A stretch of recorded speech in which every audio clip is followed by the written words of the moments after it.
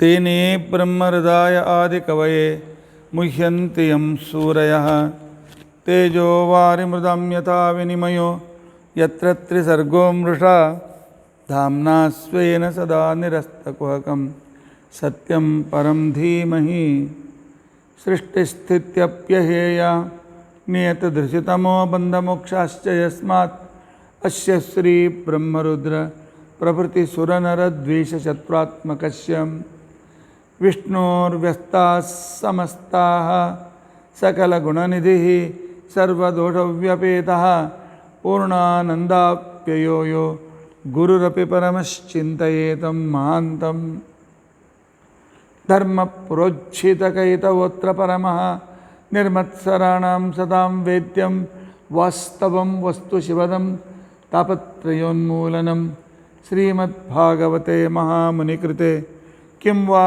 परैरीश्वरः सद्यो हृत्यवरुध्यतेऽत्र कृतिभिः शुश्रूषुभिस्तक्षणात्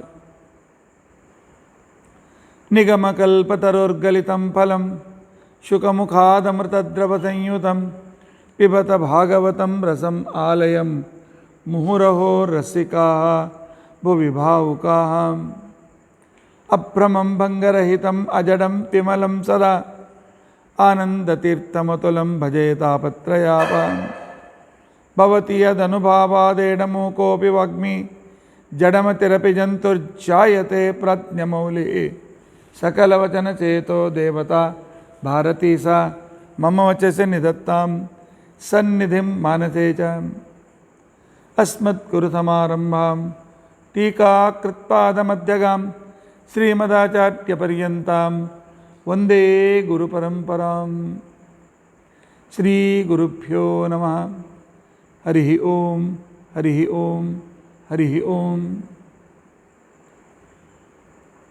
स्वस्तिस्तु असेण तन्मङ्गलानि सन्तु श्लोकैकश्रवणपठनमात्रेण वक्तुश्च श्रोतॄणां निखिलकलिकृतकल्मषापनोदनपुडतरे धर्माद्यखिलपुरुषार्थसाधनीभूते अद्य श्रीमद्भागवते चतुर्थस्कन्धान्तकथा प्रारम्भे सति किञ्चित् पूर्वकथानुवादः हरिः ओं हरिः ओं हरिः ओं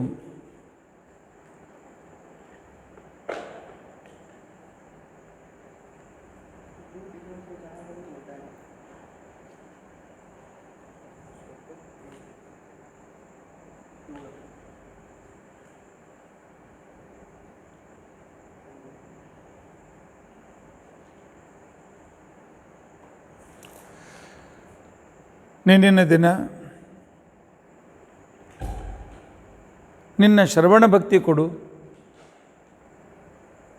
ನಾವು ಮಾಡಿದ ಕಿಂಚಿತ್ತನ್ನು ಕೂಡ ನೀನು ಶ್ರೀರಾಮಚಂದ್ರನು ಆ ಇಣಚಿಯ ಮೇಲೆ ಸಂತುಷ್ಟನಾಗಿ ಅದರ ಮೇಲೆ ಕೈ ಆಡಿಸಿರ್ತಕ್ಕಂಥ ಚಿನ್ನ ಇವತ್ತಿಗೂ ಕಾಣಿಸ್ತವೆ ಅಂತಕ್ಕಂಥ ಹಿರಿಯರು ಹೇಳ್ತಾ ಬಂದಿದ್ದಾರೆ.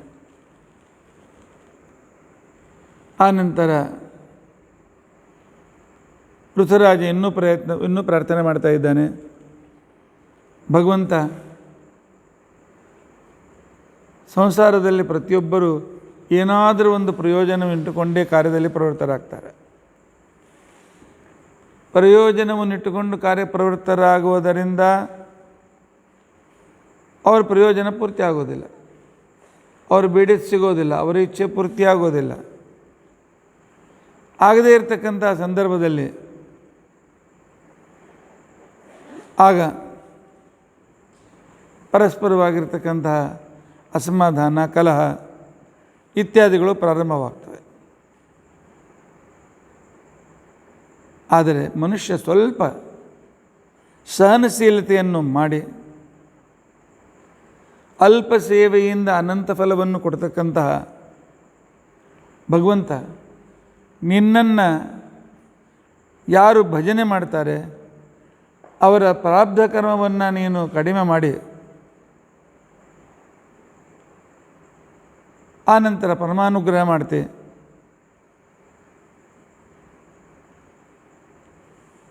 ಯಾಕೆಂತಂದರೆ ನೀನು ಎಷ್ಟು ಕರುಣಾ ಸಮುದ್ರನಾಗಿದ್ದಿ.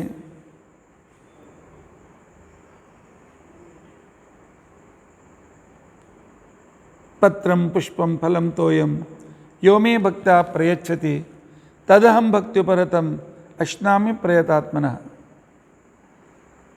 ಭಕ್ತರು ಒಂದು ದಳ ಶ್ರೀ ತುಳಸಿ ಬಿಂದು ಗಂಗೋದಕವ.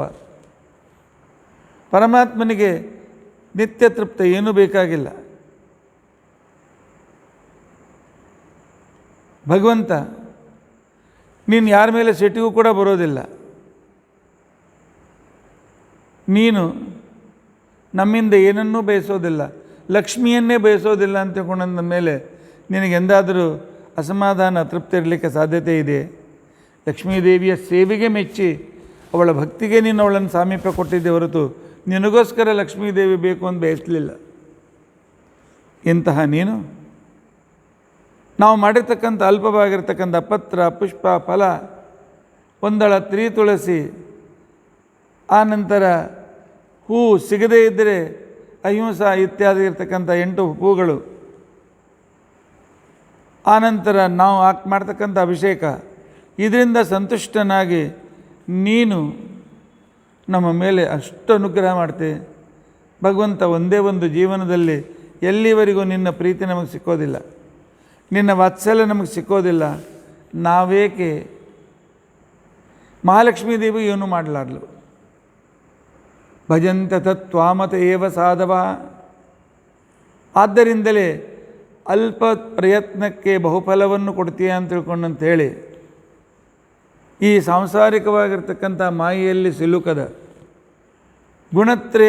ಗುಣತ್ರಯಗಳಿಂದ ಮುಕ್ತರಾಗಲು ಬಯಸಿ ಮಾಡಿದ ಆ ಏನು ಗುಣಗಳನ್ನು ಗೆದ್ದವರಿದ್ದಾರಲ್ಲ, ಅವರು ನಿನ್ನ ಪಾದಕಮಲದ ಸ್ಮರಣೆಯನ್ನು ಬಿಟ್ಟು ಏನನ್ನೂ ಬಿಡೋದಿಲ್ಲ.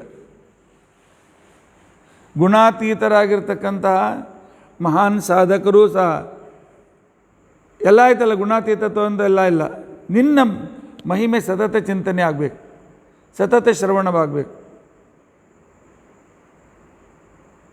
ಅಷ್ಟೇ ಅಲ್ಲ, ಪರಮಾತ್ಮ ನೀನು ಆಗಲಿ ದೇವತೆಗಳಾಗಲಿ ತಪಸ್ಸಿಗೆ ಮೆಚ್ಚಿ ಬರ್ತೀರಿ. ಮೊಟ್ಟ ಮೊದಲು ನೀವು ಮಾಡೋದು ನಮ್ಮ ಪರೀಕ್ಷೆ. ಏನು ವರ ಬೇಕು? ಅದು ಬೇಕಾ? ಸ್ವರ್ಗ ಬೇಕೇ? ಸಂಪತ್ತಿ ಬೇಕೇ ಅಂತ ನಮಗೆ ಆಶೆ ತೋರಿಸಿ ನಮಗೆ ಈ ಸಂಸಾರದ ಮೇಲೆ ಇರತಕ್ಕಂಥ ಮೋಹದ ಪರೀಕ್ಷೆಯನ್ನು ನೀವು ಮಾಡ್ತೀರಿ. ಆದರೆ ಭಗವಂತ ವೇದ ಅಂತ ತಿಳ್ಕೊಂಡಿರ್ತಕ್ಕಂಥ ಒಂದು ತಂತಿಯಿಂದ, ವೇದ ವಾಣಿ ಅಂತಕ್ಕಂಥ ತಂತಿಯಿಂದ ಸಂಸಾರವನ್ನು ಕಟ್ಟಿ ಹಾಕಿರ್ತಕ್ಕಂಥ ನೀನು ಜನರಿಗೆ ನೋಡೋಣ ಇವರು ಸಕಾಮ ಭಕ್ತಿ ಮಾಡ್ತಾರೆ ಅಂತೇಳಿ ಪ್ರತಿಯೊಂದು ಸ್ತೋತ್ರದ ಕೊನೆಗೆ ಇದನ್ನು ಮಾಡಿದರೆ ಮಕ್ಕಳಿಗೆ ಅನುಕೂಲವಾಗ್ತದೆ, ಪಾಪಗಳು ಹೊರಟೋಗ್ತದೆ, ಮೋಕ್ಷ ಸಿಗ್ತದೆ ಅಂತ ತಿಳ್ಕೊಂಡಂತೇಳಿ ಫಲಸ್ತುತಿಯನ್ನು ನೀನು ಇಟ್ಟಿರ್ತೀಯ. ಆದರೆ ಒಂದು ಮಾತು ನೆನಪಿಟ್ಕೋ ಪರಮಾತ್ಮ, ನೆನಪಿಟ್ಕೋಲ್ಲ. ಒಂದು ಮಾತು ಪರಮಾತ್ಮ ಒಂದು ನಿವೇದನೆ ಮಾಡ್ತಾನೆ ನಿನಗೆ. ನಿನ್ನ ನಿಜವಾದ ಭಕ್ತರು ಅಂತೇನಿದ್ದಾರೆ ಅವರು ಏನನ್ನೂ ಬಯಸೋದಿಲ್ಲ. ನೀನು ನಮ್ಮ ತಂದೆ ಇದ್ದಿ. ಒಳ್ಳೆಯ ಸ್ವಭಾವದ ಮಗನಿಗೆ ಕೇಳುವಕ್ಕಿಂತ ಮೊದಲೇ ತಂದೆ ಎಲ್ಲವನ್ನೂ ತಂದು ಕೊಡ್ತಾನೆ. ಎಲ್ಲವನ್ನೂ ಕೊಡ್ತಕ್ಕಂಥ ತಂದೆ ಅಂತ ಇರ್ತಕ್ಕಂಥ ನೀನು ಪರಮಾತ್ಮ. ಆದ್ದರಿಂದಾಗಿ ನಿನ್ನನ್ನು ಸರ್ವಥಾ ಜ್ಞಾನಿಗಳು ನಿನ್ನ ಹತ್ರ ಏನೂ ಬೇಡೋದಿಲ್ಲ. ಅವ್ರೇನು ಮಾಡ್ತಾರೆ ಅಂತ ತಿಳ್ಕೊಂಡಂತಂದರೆ, ಭಗವಂತ ನಿನಗೆ ನನಗೆ ಯಾವ್ದು ಹಿತ ಇದು ಕೊಟ್ಬಿಟ್ಟು ನಿನ್ನ ಮೇಲೆ ಜವಾಬ್ದಾರಿ ಆಗ್ತಾರೆ. ಇಷ್ಟು ಅವರು ಶ್ರವಣ ಭಕ್ತರು ತೆಕೊಂಡಂತ ಇರ್ತಾರೆ. ಮಹಿಮೆ ಕೇಳಿ ಕೇಳಿ ಕೇಳಿ ಕೇಳಿ ನಿನ್ನ ಹತ್ರ ಏನೂ ಕೇಳಲಿಕ್ಕೆ ಹೋಗೋದಿಲ್ಲ. ನಿನ್ನ ಮಹಿಮೆ ಒಂದೇ ಕೇಳ್ತಾರೆ, ನಿನ್ನ ಮಹಿಮೆ ಶ್ರವಣ ಒಂದೇ ಕೇಳ್ತಾರೆ. ಹೀಗೆ ಪೃಥ್ವಿರಾಜ ಯಾವಾಗ ಪ್ರಾರ್ಥನೆ ಮಾಡಿದ, ಪರಮಾತ್ಮ ಭಾಳ ಸಂತೋಷನಾಗ್ತಾನೆ. ನೋಡು ಪೃಥು, ನಿನ್ನ ಈ ಗುಣಕ್ಕೋಸ್ಕರವೇ ನಾನು ನಿನ್ನನ್ನು ನನ್ನ ದರ್ಶನ ಕೊಡೋದಕ್ಕೋಸ್ಕರ ನಾನು ನಿನ್ನ ಹತ್ರ ಬಂದಿದ್ದೆ. ನೀನು ನನ್ನನ್ನು ಬಿಟ್ಟು ಏನನ್ನೂ ಬೇಡಲಿಲ್ಲಲ್ಲ, ಇದೇ ಜಗತ್ತಿನಲ್ಲಿರ್ತಕ್ಕಂಥ ಶ್ರೇಷ್ಠ ಬೇಡಿಕೆ. ಯಾಕೆ ವರ ಕೇಳ್ರಿ ಅಂತ ತಿಳ್ಕೊಂಡು, ವರ ಅಂದರೆ ಏನು? ಶ್ರೇಷ್ಠ ಅಂತ ಅರ್ಥ. ದೇವರನ್ನು ಬಿಟ್ಟು ಶ್ರೇಷ್ಠವಾದ ವಸ್ತು ಜಗತ್ತಿನಲ್ಲಿ ಯಾವುದಿದೆ? ಆದ್ದರಿಂದ ತಿಳುವಳಿಕೆ ಇಲ್ಲದವರು ಪರಮಾತ್ಮ ನಿನಗಿಂತ ಶ್ರೇಷ್ಠ ಯಾವುದೂ ಇಲ್ಲ, ಅದಕ್ಕೆ ಅತ್ರಿ ಋಷಿಗಳು ಕೇಳಿದರು, ಪರಮಾತ್ಮ ಪ್ರತ್ಯಕ್ಷನಾಗಿದ್ದೆಲ್ಲ ಸಾಕು, ಇಲ್ಲ 1 ವಾರ ಕೇಳ್ರಿ, ಹಾಗೆ ನಿನ್ನಂಥ ಮಗ ನನಗೆ ಬೇಕು ಅಂತ ಕೇಳಿದ್ರು. ಅವ್ರಿಗೆ ಗೊತ್ತಿತ್ತು ನಿನ್ನಂಥ ಜಗತ್ತಿನಲ್ಲಿ ಬೇರೆ ವ್ಯಕ್ತಿ ಯಾರಿಲ್ಲ ಅಂತೇಳಿ. ಅದಕ್ಕೋಸ್ಕರ ನೀನೇ ಅವರ ಮಗನಾಗಿ ಅವತರಿಸಿ ಅವರಿಗೆ ಉದ್ಧಾರವನ್ನು ಮಾಡಿದ್ದೆ ಪರಮಾತ್ಮ. ಉದ್ಧಾರ ನಾನು ಮಾಡಿದ್ದೇನೆ. ಆದ್ದರಿಂದ ನೀನು ಕೂಡ ನನ್ನನ್ನು ಬಿಟ್ಟು ಏನನ್ನೂ ಬೇಡಲಿಲ್ಲಲ್ಲ, ಅದೇ ನನ್ನ ಸಂತೋಷಕ್ಕೆ ಕಾರಣವಾಗಿದೆ. ನನ್ನ ಮಾತಿನ ಮೇಲೆ ವಿಶ್ವಾಸ ಇಟ್ಟು ಇಂದ್ರನ ಮೇಲೆ ದ್ವೇಷ ಬಿಟ್ಟೆ. ಹಿರಿಯರಿಗೆ ಸಂತೋಷವಾಗುವುದು ಅವ್ರು ಹೇಳಿದ ಮಾತನ್ನು ಕಿರಿಯರು ಕೇಳಿದಾಗ. ನನಗೂ ಕೂಡ ಅದೇ ರೀತಿಯಾಗಿ ಆಗ್ತದೆ. ಶ್ರುತಿ ಸ್ಮೃತಿಗಳು ನನ್ನ ಆರ್ಡರ್. ವರ್ಣಾಶ್ರಮೋಚಿತವಾದ ಧರ್ಮಗಳು ಹೀಗಿವೆ ಅಂತ ಅನ್ನೋದು ಇದು ನಾನು ಮಾಡಿರ್ತಕ್ಕಂಥ ಒಂದು ಆರ್ಡರ್. ಈ ನನ್ನ ಆರ್ಡರ್ ಮೇಲೆ ವಿಶ್ವಾಸವಿಟ್ಟು ನಾನು ಹೇಳಿದಂತೆ ಯಾರು ಕೇಳ್ತಾರೆ ಅಂಥವರಿಗೆ ನಾನು ಅವ್ರು ಕೇಳಿಕ್ಕಿಂತಲೂ ಹೆಚ್ಚು ಕೊಡ್ತೇನೆ. ಇದೇ ನನ್ನ ಶ್ರೇಷ್ಠವಾಗಿರ್ತಕ್ಕಂಥ ಪೂಜೆ. ಆದ್ದರಿಂದ ಏನು ಚಿಂತೆ ಮಾಡಬೇಡ. ನಿನ್ನ ಜನ್ಮ ಜನ್ಮಾಂತರದಲ್ಲಿಯೂ ಅಥವಾ ಯಾವುದೇ ಲೋಕದಲ್ಲಿದ್ದರೂ ಏನೇ ಸಾಧನೆ ಮಾಡ್ತಾ ಇದ್ದರೂ ಯಾವಾಗಲೂ ನನ್ನ ಮಹಿಮೆಗಳು ನಿನ್ನ ಕಿವಿಯಲ್ಲಿ ಕೇಳಿಸ್ತಾ ಇರ್ತವೆ. ಆ ಮಹಿಮೆಗಳು ನಿನ್ನ ಕಿವಿಯ ಮೇಲೆ ಬೀಳ್ತಾ ಇರ್ತದೆ. ಆದ್ದರಿಂದಾಗಿ ಇಲ್ಲಿ ಯಾವುದೇ ರೀತಿಯಾಗಿರ್ತಕ್ಕಂಥ ಕಾಮನೆ ಇಲ್ಲದೆ ನೀನು ನನ್ನ ಸೇವೆಯನ್ನು ಮಾಡೋದಿಲ್ಲ, ಭಾಳ ಸಂತೋಷ ಅಂತ ತಿಳ್ಕೊಂಡು ಅಂತ ಹೇಳಿದ್ದೆ. ಇಷ್ಟು ಹೇಳಿದ ನಂತರ ಅಲ್ಲಿರ್ತಕ್ಕಂಥ ಜನರು ಭಾಳ ಸಂತೋಷಪಟ್ಟಿದ್ದಾರೆ. ಪರಮಾತ್ಮನನ್ನು, ಅವನ ಜೊತೆಗೆ ಬಂದಿರತಕ್ಕಂಥ ದೇವ ಗಂಧರ್ವ ಪಿತೃ ಸಾಧ್ಯರನ್ನು, ಚಾರಣರನ್ನು, ಪಕ್ಷಿಗಳನ್ನು, ಕಿನ್ನರನ್ನು, ಅಪ್ಸರಾಸ್ತ್ರೀಯಗಳನ್ನು, ಬಂದಿರತಕ್ಕಂಥ ಎಲ್ಲ ಸದಸ್ಯರನ್ನು, ಎಲ್ಲರಲ್ಲಿಯೂ ಭಗವಂತ ಇದ್ದಾನೆ ಅಂತ ತಿಳ್ಕೊಂಡು ಅಂತೇಳಿ ಆ ಭಗವಂತನಿಗೆ ಅಲ್ಲಿರ್ತಕ್ಕಂಥ ತದಂತರ್ಗತ ಪರಮಾತ್ಮನ ಪೂಜೆಯನ್ನು ಪೃಥ್ವಿರಾಜ ಮಾಡಿದ್ದಾನೆ. ಪ್ರತಿಯೊಂದು ಪ್ರಾಣಿಗಳಲ್ಲಿ, ಪ್ರತಿಯೊಂದು ಕಣಕಣಲ್ಲಿ ಭಗವಂತ ಇದ್ದಾನೆ ಅಂತ ತಿಳ್ಕೊಂಡು ಅಂತೇಳಿ ಸಮರ್ಪಣೆ ಭಾವೆಯಿಂದ ಪರಮಾತ್ಮನನ್ನು ಪೂಜಿಸಿದ್ದಾನೆ. ಇದೇ ಶ್ರೇಷ್ಠ ಪೂಜೆ. ಅದಕ್ಕೆ ಆಚಾರ್ಯರು ತಾತ್ಪರ್ಯದಲ್ಲಿ ಹೇಳ್ತಾರೆ, ಭೂತೇಶು ಹರಿರಿತ್ತೇವ ಹರ್ಯರ್ಪಣ ಧಿಯಾತದ ಅಣುರೇಣು ತೃಣಕಾಷ್ಠಗಳಲ್ಲಿ ಸರ್ವತ್ರದಲ್ಲಿಯೂ ಪರಮಾತ್ಮ ಭಗವಂತನೇ ಇದ್ದಾನೆ. ನಾನು ಏನನ್ನು ಪೂಜೆ ಮಾಡಿದ್ರು ಅದು ಭಗವಂತನ ಪೂಜೆ.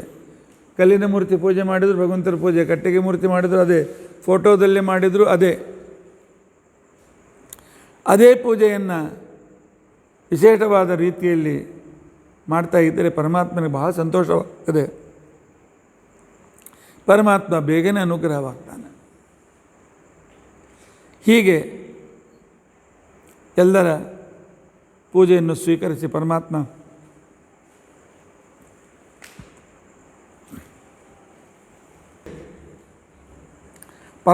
ಎಲ್ಲರ ಮೇಲೆ ವಿಶೇಷ ಅನುಗ್ರಹವನ್ನು ಮಾಡಿ ಎಲ್ಲರೂ ಕಾಣ್ತಾ ಇರುವಾಗಲೇ ಗರುಡನ ಮೇಲೆ ಕೂತ್ಕೊಂಡು ಅಲ್ಲಿಂದ ಅಂತರ್ಧಾನನಾಗಿದ್ದಾನೆ. ರಾಜನು ಕೂಡ ತನ್ನ ಆ ಅದ್ಭುತವಾದಂಥ ಅಶ್ವಮೇಧ ಯಜ್ಞವನ್ನು ಪೂರ್ಣ ಮಾಡಿದ್ದಾನೆ. ಪೂರ್ಣ ಮಾಡಿ ಅದೃಷ್ಟಾಯ ನಮಸ್ಕೃತ್ಯ, ತನ್ನಿಂದ ಅವ್ಯಕ್ತನಾಗಿದ್ದರೂ ಕಣ್ಣಿಗೆ ಕಾಣದೇ ಇರ್ತಿದ್ದರೂ ಕೂಡ ಇಷ್ಟುವರೆಗೂ ತನಗೆ ದರ್ಶನವನ್ನು ಕೊಟ್ಟಿರ್ತಕ್ಕಂಥ ಪರಮಾತ್ಮನಿಗೆ ಸಾಷ್ಟಾಂಗ ನಮಸ್ಕಾರ ಮಾಡಿದ್ದಾನೆ. ತನಗೆ ಮಾರ್ಗದರ್ಶನ ಮಾಡಿರ್ತಕ್ಕಂಥ ಆ ವಾಸುದೇವನಿಗೆ ಅವನನ್ನೇ ನೆನೆಸ್ತಾ ಅವನ ಧ್ಯಾನದಲ್ಲೇ ತನ್ನ ಊರಿಗೆ ತಿರುಗಿ ಬಂದಿದ್ದಾನೆ. ಅಶ್ವಮೇಧ ಯಜ್ಞವನ್ನು ಸಫಲವನ್ನಾಗಿ ಮಾಡಿ ಯಜ್ಞದಲ್ಲಿ ಸಾಕ್ಷಾತ್ ಭಗವಂತನನ್ನು ಸಾಕ್ಷಾತ್ಕರಿಸಿಕೊಂಡಿರ್ತಕ್ಕಂತಹ ಪೃಥ್ವಿರಾಜನನ್ನು ಕಂಡು ಪ್ರಜೆಗಳೆಲ್ಲೂ ಭಾಳ ಸಂತುಷ್ಟರಾಗಿದ್ದರು. ಅವನು ಬರೋಕ್ಕಿಂತ ಮೊದಲೇ ಊರನ್ನು ಇಷ್ಟು ಅಲಂಕಾರ ಮಾಡಿದ್ರಲ್ಲ, ಅದನ್ನು ನೋಡಿದರೆ ಒಬ್ಬಳ ಮದುವೆ ವಧು ಅಲಂಕಾರವೂ ಕೂಡ ಅದರ ಮುಂದೆ ಫೇಕಾಯಿತು.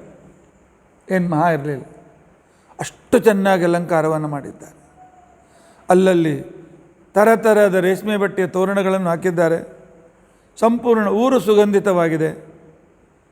ಸಂಪೂರ್ಣ ಊರಿನಲ್ಲಿ ರಸ್ತೆಯಲ್ಲಿ ಚಂದನದ ನೀರಿನಿಂದ ಥಳಿಯನ್ನು ಹಾಕಿದ್ದಾರೆ ರಾಜನ ಸ್ವಾಗತಕ್ಕೋಸ್ಕರ.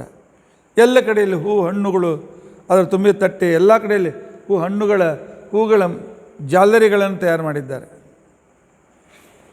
ಪ್ರತಿಯೊಬ್ಬ ನಾಗರಿಕರು, ಅಂದರೆ ಆಗಿನ ಕಾಲಕ್ಕೆ ರಾಜರನ್ನು ಎಷ್ಟು ಪ್ರೀತಿಸ್ತಾ ಇದ್ದರು, ಆರತಿ ಮತ್ತು ಮಂಗಳ ದ್ರವ್ಯಗಳನ್ನು ಇಟ್ಟುಕೊಂಡು ಆ ಭಗವಂತನಿಗೆ, ಆ ಪೃಥ್ವಿರಾಜನಿಗೆ ಸ್ವಾಗತವನ್ನು ಮಾಡಿದ್ದಾರೆ. ಸ್ವಾಗತವನ್ನು ಮಾಡಿರ್ತಕ್ಕಂಥ ಸಂದರ್ಭದಲ್ಲಿ ಅದ್ಭುತವಾಗಿರ್ತಕ್ಕಂತಹ ರೀತಿಯಿಂದ ಮಂಗಲವಾದ್ಯಗಳು ನಡೆದಿವೆ.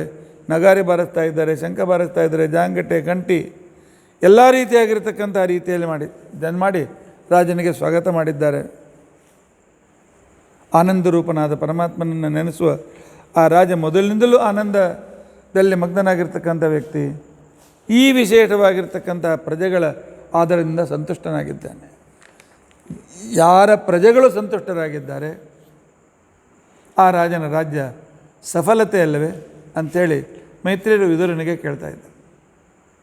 ವಿದುರ ಅಂತಾನೆ, ಹೌದು, ಪ್ರಜೆಗಳಿಗೆ ಬೇಕಾದವನೇ ರಾಜ, ಪ್ರಜೆಗೆ ಬೇಡಾಗಿರ್ತಕ್ಕಂಥವನು ಎಂದಿಗೂ ರಾಜನಾಗುವುದಿಲ್ಲ. ವಿದುರ ಪ್ರಶ್ನೆ ಮಾಡ್ತಾನೆ.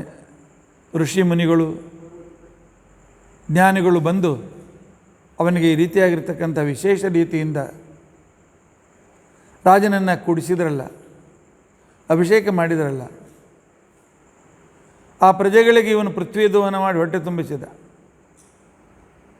ಯಜ್ಞದಿಂದ ಮರ್ಯಾದೆ ಸಿಕ್ಕಿತ್ತು.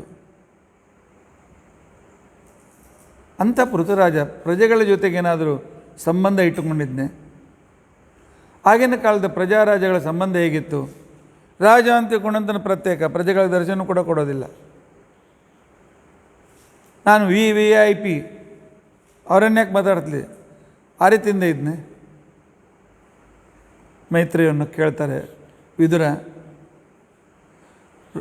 ಸೂರ್ಯವಂಶದ ಮತ್ತು ಚಂದ್ರವಂಶದ ಸಕಲ ರಾಜರು ರಾಜರಾಗಿ ಸಿಂಹಾಸನದ ಮೇಲೆ ಕೂತ್ಕೊಂಡಿದ್ದರೂ ಸಹ ಅವರುಗಳು ಪ್ರಜೆಯರ ಮುಖ್ಯ ಸೇವಕರಾಗಿದ್ದರು. ಈಗಿನ ಪ್ರಜಾರಾಜ್ಯ ಅಂತ ತಿಳ್ಕೊಂಡಂತೆ ಅಂತೇವೆ, ಇದಕ್ಕಿಂತಲೂ ಹೆಚ್ಚು ಪ್ರಜೆಗಳಿಗೆ ಸ್ವಾತಂತ್ರ್ಯ ಇತ್ತು. ರಾಜರು ಯಾವಾಗಲೂ ಅವರ ಸಂಪರ್ಕದಲ್ಲಿರ್ತಾ ಇದ್ದರು. ಯಾರು ಬೇಕಾದರೂ ಹೋಗಿ ರಾಜರನ್ನು ಭೇಟಿಯಾಗಿ ತಮ್ಮ ಸಮಸ್ಯೆಗಳನ್ನು ಹೇಳಿಕೊಂಡು ಅದನ್ನು ದೂರ ಮಾಡಿಕೊಳ್ಳಿಕ್ಕೆ ಸಮರ್ಥರಾಗಿದ್ದರು. ನಿಜವಾಗಿ ಪೃಥ್ವಿರಾಜನಿಗೆ ಭಗವಂತನ ದರ್ಶನ ಆಗಿತ್ತು. ಇನ್ನೇನು ಈ ಸಂಸಾರವೂ ಬೇಕಾಗಿದ್ದಲ್ಲ, ರಾಜ್ಯವೂ ಬೇಕಾಗಿರಲಿಲ್ಲ.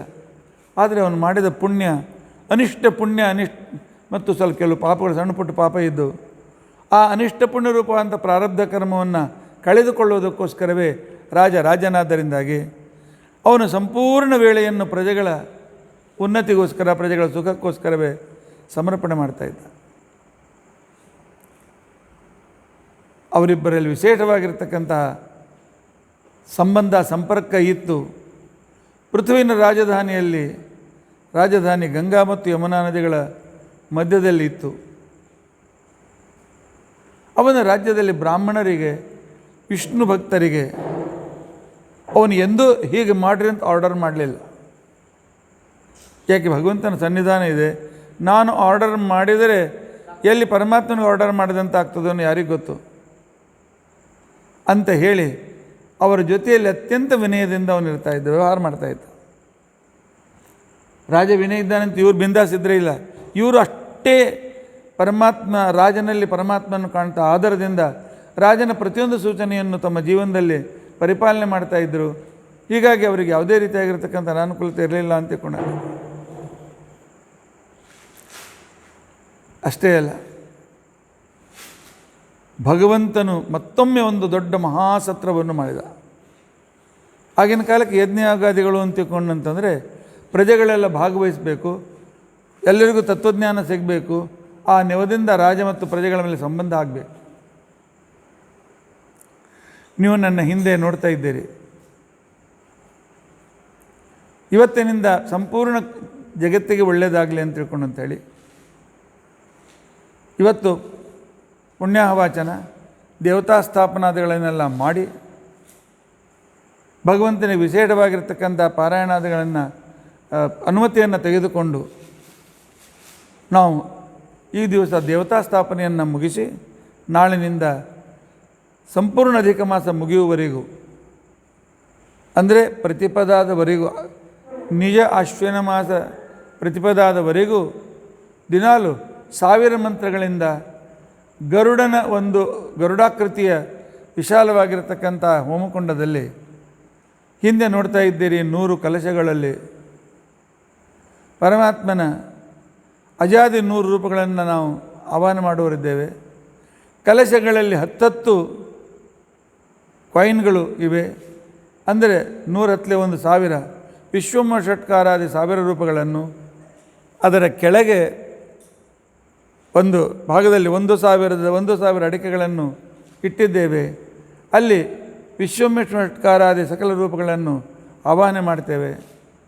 ಆವಾಹನೆ ಮಾಡಿ ಬೃಹತಿ ಸಹಸ್ರವಂತಗಳಿಂದ ದಿನಾಲು ಅವರಿಗೆ ಆಹುತಿಯನ್ನು ಕೊಟ್ಟು 1000 ಹಣ್ಣುಗಳ, ಈ ಹಣ್ಣು ತಂದರೂ ಕೂಡ ಯಾರು ತೆಕ್ಕೊಳ್ಳಿಕ್ಕಿಲ್ಲ ಅಂತ ತಿಳ್ಕೊಂಡಂತೇಳಿ 1000 ಡ್ರೈ ಫ್ರೂಟ್ಸ್ಗಳಿಂದ ದಿನಾಲು ನೈವೇದ್ಯ, 1000 ಅಭಿಷೇಕ, 1000 ಮಂಗಳಾರತಿ ಇತ್ಯಾದಿ, 1000 ಬತ್ತಿಯ ಮಂಗಳಾರತಿ ಇತ್ಯಾದಿಗಳನ್ನೆಲ್ಲ ಮಾಡಿ 36 ಬಟ್ಟಲುಗಳಲ್ಲಿ ಪರಮಾತ್ಮನ ವಿವಿಧ ನೈವೇದ್ಯವನ್ನು ತೋರಿಸಿ ಅವನ ಅನುಗ್ರಹ ಮಾಡಿ ಸಂಪೂರ್ಣ ಜಗತ್ತಿಗೆ ಒಳ್ಳೇದು ಮಾಡಲಿ ಅಂಥೇಳಿ ಅವನಿಗೆ ನಾವು ಪ್ರಾರ್ಥನೆ ಮಾಡೋರಿದ್ದೇವೆ.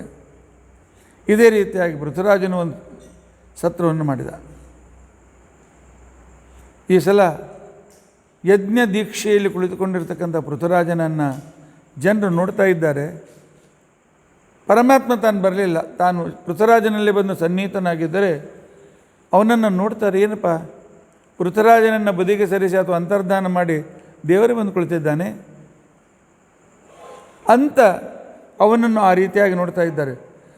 ಒಳ್ಳೆ ಪರಿಪುಷ್ಟವಾಗಿರ್ತಕ್ಕಂಥ ವಿಶಾಲವಾದ ಅವನ ಎದೆ, ಪರಿಪುಷ್ಟವಾದ ಭುಜ ಮತ್ತು ಹಳದಿ ಕೆಂಪು ಮಿಶ್ರಿತವಾಗಿರ್ತಕ್ಕಂಥ ಒಳ್ಳೆ ಪೀತಾಂಬರವನ್ನು ಉಟ್ಕೊಂಡಿದ್ದಾನೆ. ಕೊನೆಯಲ್ಲಿ ಕೆಂಪಾಗಿದ್ದು ಮಧ್ಯದಲ್ಲಿ ಒಳ್ಳೆ ಶುಭ್ರವಾಗಿರ್ತಕ್ಕಂಥ, ಅದರ ಮಧ್ಯದಲ್ಲಿ ಕಪ್ಪು ಕುಡ್ಡಿಯಿಂದ ಯುಕ್ತವಾಗಿರ್ತಕ್ಕಂಥ ಸುಂದರವಾದ ಅವನ ಕಣ್ಣುಗಳು, ಒಳ್ಳೆ ಶ್ರೇಷ್ಠವಾದಂಥ ಕುಂಡಲ, ಚೂಪಾಗಿರ್ತಕ್ಕಂಥ ಮೂಗು, ಮಂದಹಾಸ್ಯದಿಂದ ವ್ಯಕ್ತವಾಗಿರ್ತಕ್ಕಂಥ ದಂತಪಂಕ್ತಿ, ಯಾವುದನ್ನು ಯುಜುವಲ್ನ ಪರಮಾತ್ಮನಿಗೆ ವರ್ಣನೆ ಮಾಡ್ತೇವೆ, ಆ ಪ್ರಸನ್ನವಾಗಿರ್ತಕ್ಕಂಥ ಮುಖ. ರಾಜ ಇಷ್ಟೆಲ್ಲ ಭೋಗ ಇದ್ದರೂ ಅವನು ಅತ್ಯಂತ ತೆಳುವಾದ ಹೊಟ್ಟೆ, 3 ಮಡಿಕೆ ಆರಾಮಾಗಿ ಬೀಳ್ತಾ ಇದ್ದು ಅಂತ ಕೊಂಡಂದಿದ್ದಾರೆ. ಗಂಭೀರವಾಗಿರ್ತಕ್ಕಂಥ ನಾಭಿ. ಇಷ್ಟೆಲ್ಲ ಇದ್ದರೂ ದೀಕ್ಷಿತನಾದ್ದರಿಂದಾಗಿ ಕೃಷ್ಣಾರ್ಜುನವನ್ನೇ ಸೊಂಟಕ್ಕೆ ಸುತ್ತುಕೊಂಡಿದ್ದಾನೆ, ಇನ್ನೊಂದು ಕೃಷ್ಣಾರ್ಜುನ ಹೊತ್ತುಕೊಂಡಿದ್ದಾನೆ.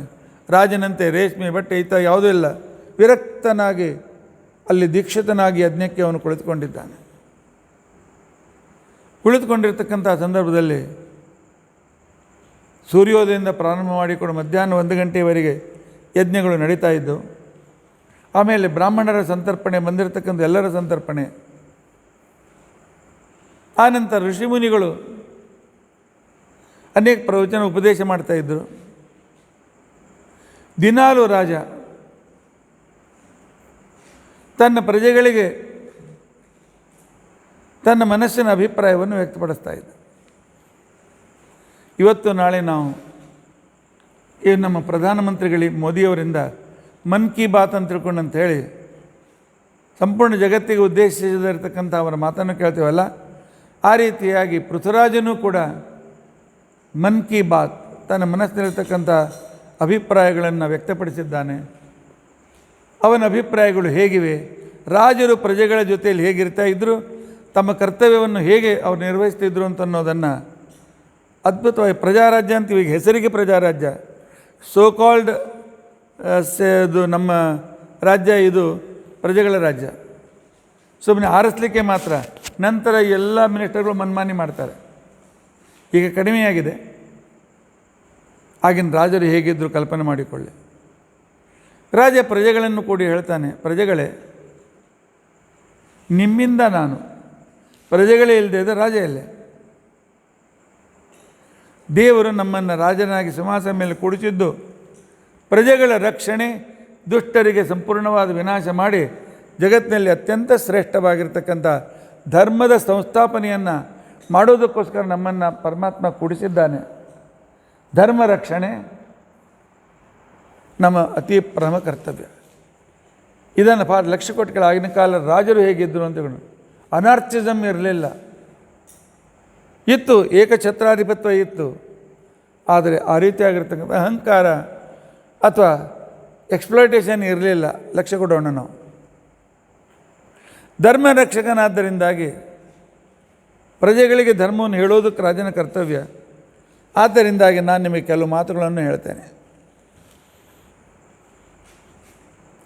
ಪರಮಾತ್ಮ ನನಗೆ ಅನೇಕ ಜವಾಬ್ದಾರಿ ಕೊಟ್ಟಿದ್ದಾನೆ. ಏನು ಜವಾಬ್ದಾರಿ ಕೊಟ್ಟಿದ್ದಾನೆ? ಮೊಟ್ಟ ಮೊದಲು ಪ್ರಜೆಗಳನ್ನು ಸಂರಕ್ಷಣೆ ಮಾಡು. ಪ್ರಜೆಗಳಿಗೆ ಸಂರಕ್ಷಣೆ ಇಲ್ಲದೇ ಇದ್ದ ರಾಜನಿದ್ದು ಉಪಯೋಗ ಇಲ್ಲ. ಎರಡನೇದ್ದು, ಯಾವ ಪ್ರಜೆಗಳು ಉಪವಾಸ ಬೀಳದಂತೆ ಅವರೆಲ್ಲರಿಗೂ ಕೂಡ ಒಂದು ವಿಶಿಷ್ಟವಾಗಿರ್ತಕ್ಕಂಥ ಕಾರ್ಯಗಳನ್ನು ಕೊಟ್ಟು ಅನ್ಎಂಪ್ಲಾಯ್ಮೆಂಟ್ ರಾಜ್ಯದಲ್ಲಿ ಇರಲಿಕ್ಕಿಲ್ಲ. ನೋಡಿ, ಆಗಿನ ಕಾಲ ವಿಚಾರಧಾರೆ ಇತ್ತು. ಅವನು ಹೇಳ್ತಾನೆ, ವೃತ್ತಿದಾತ, ನಿಮ್ಮೆಲ್ಲರಿಗೆ ವೃತ್ತಿಯನ್ನು ಕೊಡಬೇಕಾಗಿ ನನ್ನ ಕರ್ತವ್ಯ. ರಾಜನು ಒಬ್ಬ ವ್ಯಕ್ತಿಗೆ ಪ್ರಜೆಗಳ ವೃತ್ತಿ ಕೊಡಲಿಲ್ಲ, ಆ ರಾಜ ಫೇಲ್. ಆದ್ದರಿಂದಾಗಿ ನನ್ನ ರಾಜ್ಯದಲ್ಲಿ ಯಾರಿಗೆ ವೃತ್ತಿ ಇಲ್ಲ, ಹೊಟ್ಟೆ ತುಂಬಿಕೊಳ್ತಕ್ಕಂಥ ಸಾಧನೆ ಇಲ್ಲ, ನನ್ನ ಹತ್ರ ಬನ್ನಿ, ಅದನ್ನು ಪೂರೈಸುವುದೇ ನನ್ನ ಕರ್ತವ್ಯ. ಆ ನಂತರ ಅವನು ಹೇಳ್ತಾನೆ, ಆದರೆ ಒಂದು ಮಾತು, ನೀವು ಧರ್ಮವನ್ನು ಪರಿಪಾಲನೆ ಮಾಡದೇ ಇದ್ದರೆ ಮತ್ತು ನನಗೆ ಶಾಸ್ತ್ರ ರೀತಿಯಿಂದ ನಿಮಗೆ ಶಿಕ್ಷಿಸಬೇಕಾಗ್ತದೆ. ಶಿಕ್ಷೆಗೆ ಒಳಗಾಗಬೇಡಿ. ವಿಶೇಷವಾಗಿರ್ತಕ್ಕಂಥ ರೀತಿಯಲ್ಲಿ ಧರ್ಮವನ್ನು ಮಾಡುತ್ತಾ ನೀವು ಸುಖಿಯಾಗಿರಿ. ನನ್ನಲ್ಲಿದ್ದ ಪರಮಾತ್ಮ ನಿಮಗೆ ಬೇಕಾದಷ್ಟು ಅನುಕೂಲತೆಯನ್ನು ಮಾಡಿಕೊಡ್ತಾನೆ. ವೃತ್ತಿದಾತನಾಗಿ, ಧರ್ಮ ಸಂಸ್ಥಾಪಕನಾಗಿ, ನಿಮ್ಮ ರಕ್ಷಕನಾಗಿ ನಾನು ಯಾವಾಗಲೂ ಇರ್ತೇನೆ. ನಿಮ್ಮಿಂದ ನಾನು 6% ಟ್ಯಾಕ್ಸ್ ತೆಗೆದುಕೊಳ್ತಾ ಇದ್ದೇನೆ. ನೀವೆಲ್ಲರೂ ವರ್ಷಕ್ಕೆ ನಮ್ಮ ಪ್ರಜೆಗಳೆಷ್ಟು, ರಾಜನಿಗೆ ಎಷ್ಟು ಟ್ಯಾಕ್ಸ್ ಸಿಗ್ತದೆ, ಆ ಟ್ಯಾಕ್ಸನ್ನು ರಾಜನು ಹೇಗೆ ವಿನಿಯೋಗ ಮಾಡ್ತಾನೆ, ನೀವು ಎಲ್ಲರೂ ಜಾಗರೂಕರಾಗಿ ನೋಡಲೇಬೇಕು. ಟ್ಯಾಕ್ಸ್ ಕೊಟ್ಟಿದ್ದೀವಿ, ರಾಜನ ಬೇಕಾದ ಮಾಡ್ಕೊಳ್ಳಿ ಅಂತ ಅನ್ನೂ ಆಗಿಲ್ಲ. ನೀವು ಕೊಟ್ಟ ಟ್ಯಾಕ್ಸ್ ರಾಜ ಯೋಗ್ಯ ರೀತಿಯಿಂದ ಉಪಯೋಗ ಮಾಡಿಕೊಳ್ತಾ ಇದ್ದಾನೆಯೋ ಇಲ್ಲೋ, ನೀವು ಯಾವಾಗಲೂ ನನ್ನ ಮೇಲೆ ವಾಚ್ ಇಡಬೇಕು. ಯಾವ ರಾಜ ಹೇಳ್ತಾನೆ ಈಗ? ಧರ್ಮದಿಂದ ಇರತಕ್ಕಂಥ ರಾಜನೇ ಇಷ್ಟು ಧೈರ್ಯದಿಂದ ಹೇಳ್ತಾನೆ, ನನ್ನ ಮೇಲೆ ಲಕ್ಷ್ಯ ಕೊಡಿ. ಯಾಕೆಂದರೆ ನಾವು ಜನರಿಂದ ಹಣ ತೆಗೆದುಕೊಂಡಾಗ ಭಾಳ ದೊಡ್ಡ ಜವಾಬ್ದಾರಿ ಇರ್ತದೆ. ಸಂಸ್ಥೆ ಇದೆ, ಆಚಾರ್ಯರಿಗೆ ನಾವು ಏನು ಕೊಡಬೇಕು ಅಂತ ದಕ್ಷಿಣೆ ಕಳಿಸ್ಕೊಡ್ತೀರಿ. ಆದರೆ ನೀವು ಕೊಡ್ತಕ್ಕಂಥ ಒಂದೊಂದು ಪೈಸಾ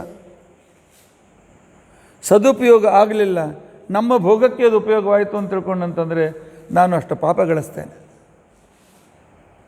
ಜನರಿಂದ ದಾನ ತೆಗೆದುಕೊಳ್ಳುವುದು ಸುಲಭ, ಆದರೆ ತೆಗೆದುಕೊಂಡಿರ್ತಕ್ಕಂಥ ದಾನ ದಕ್ಷಿಣೆಗಳ ಸರಿಯಾದ ವಿನಿಯೋಗ.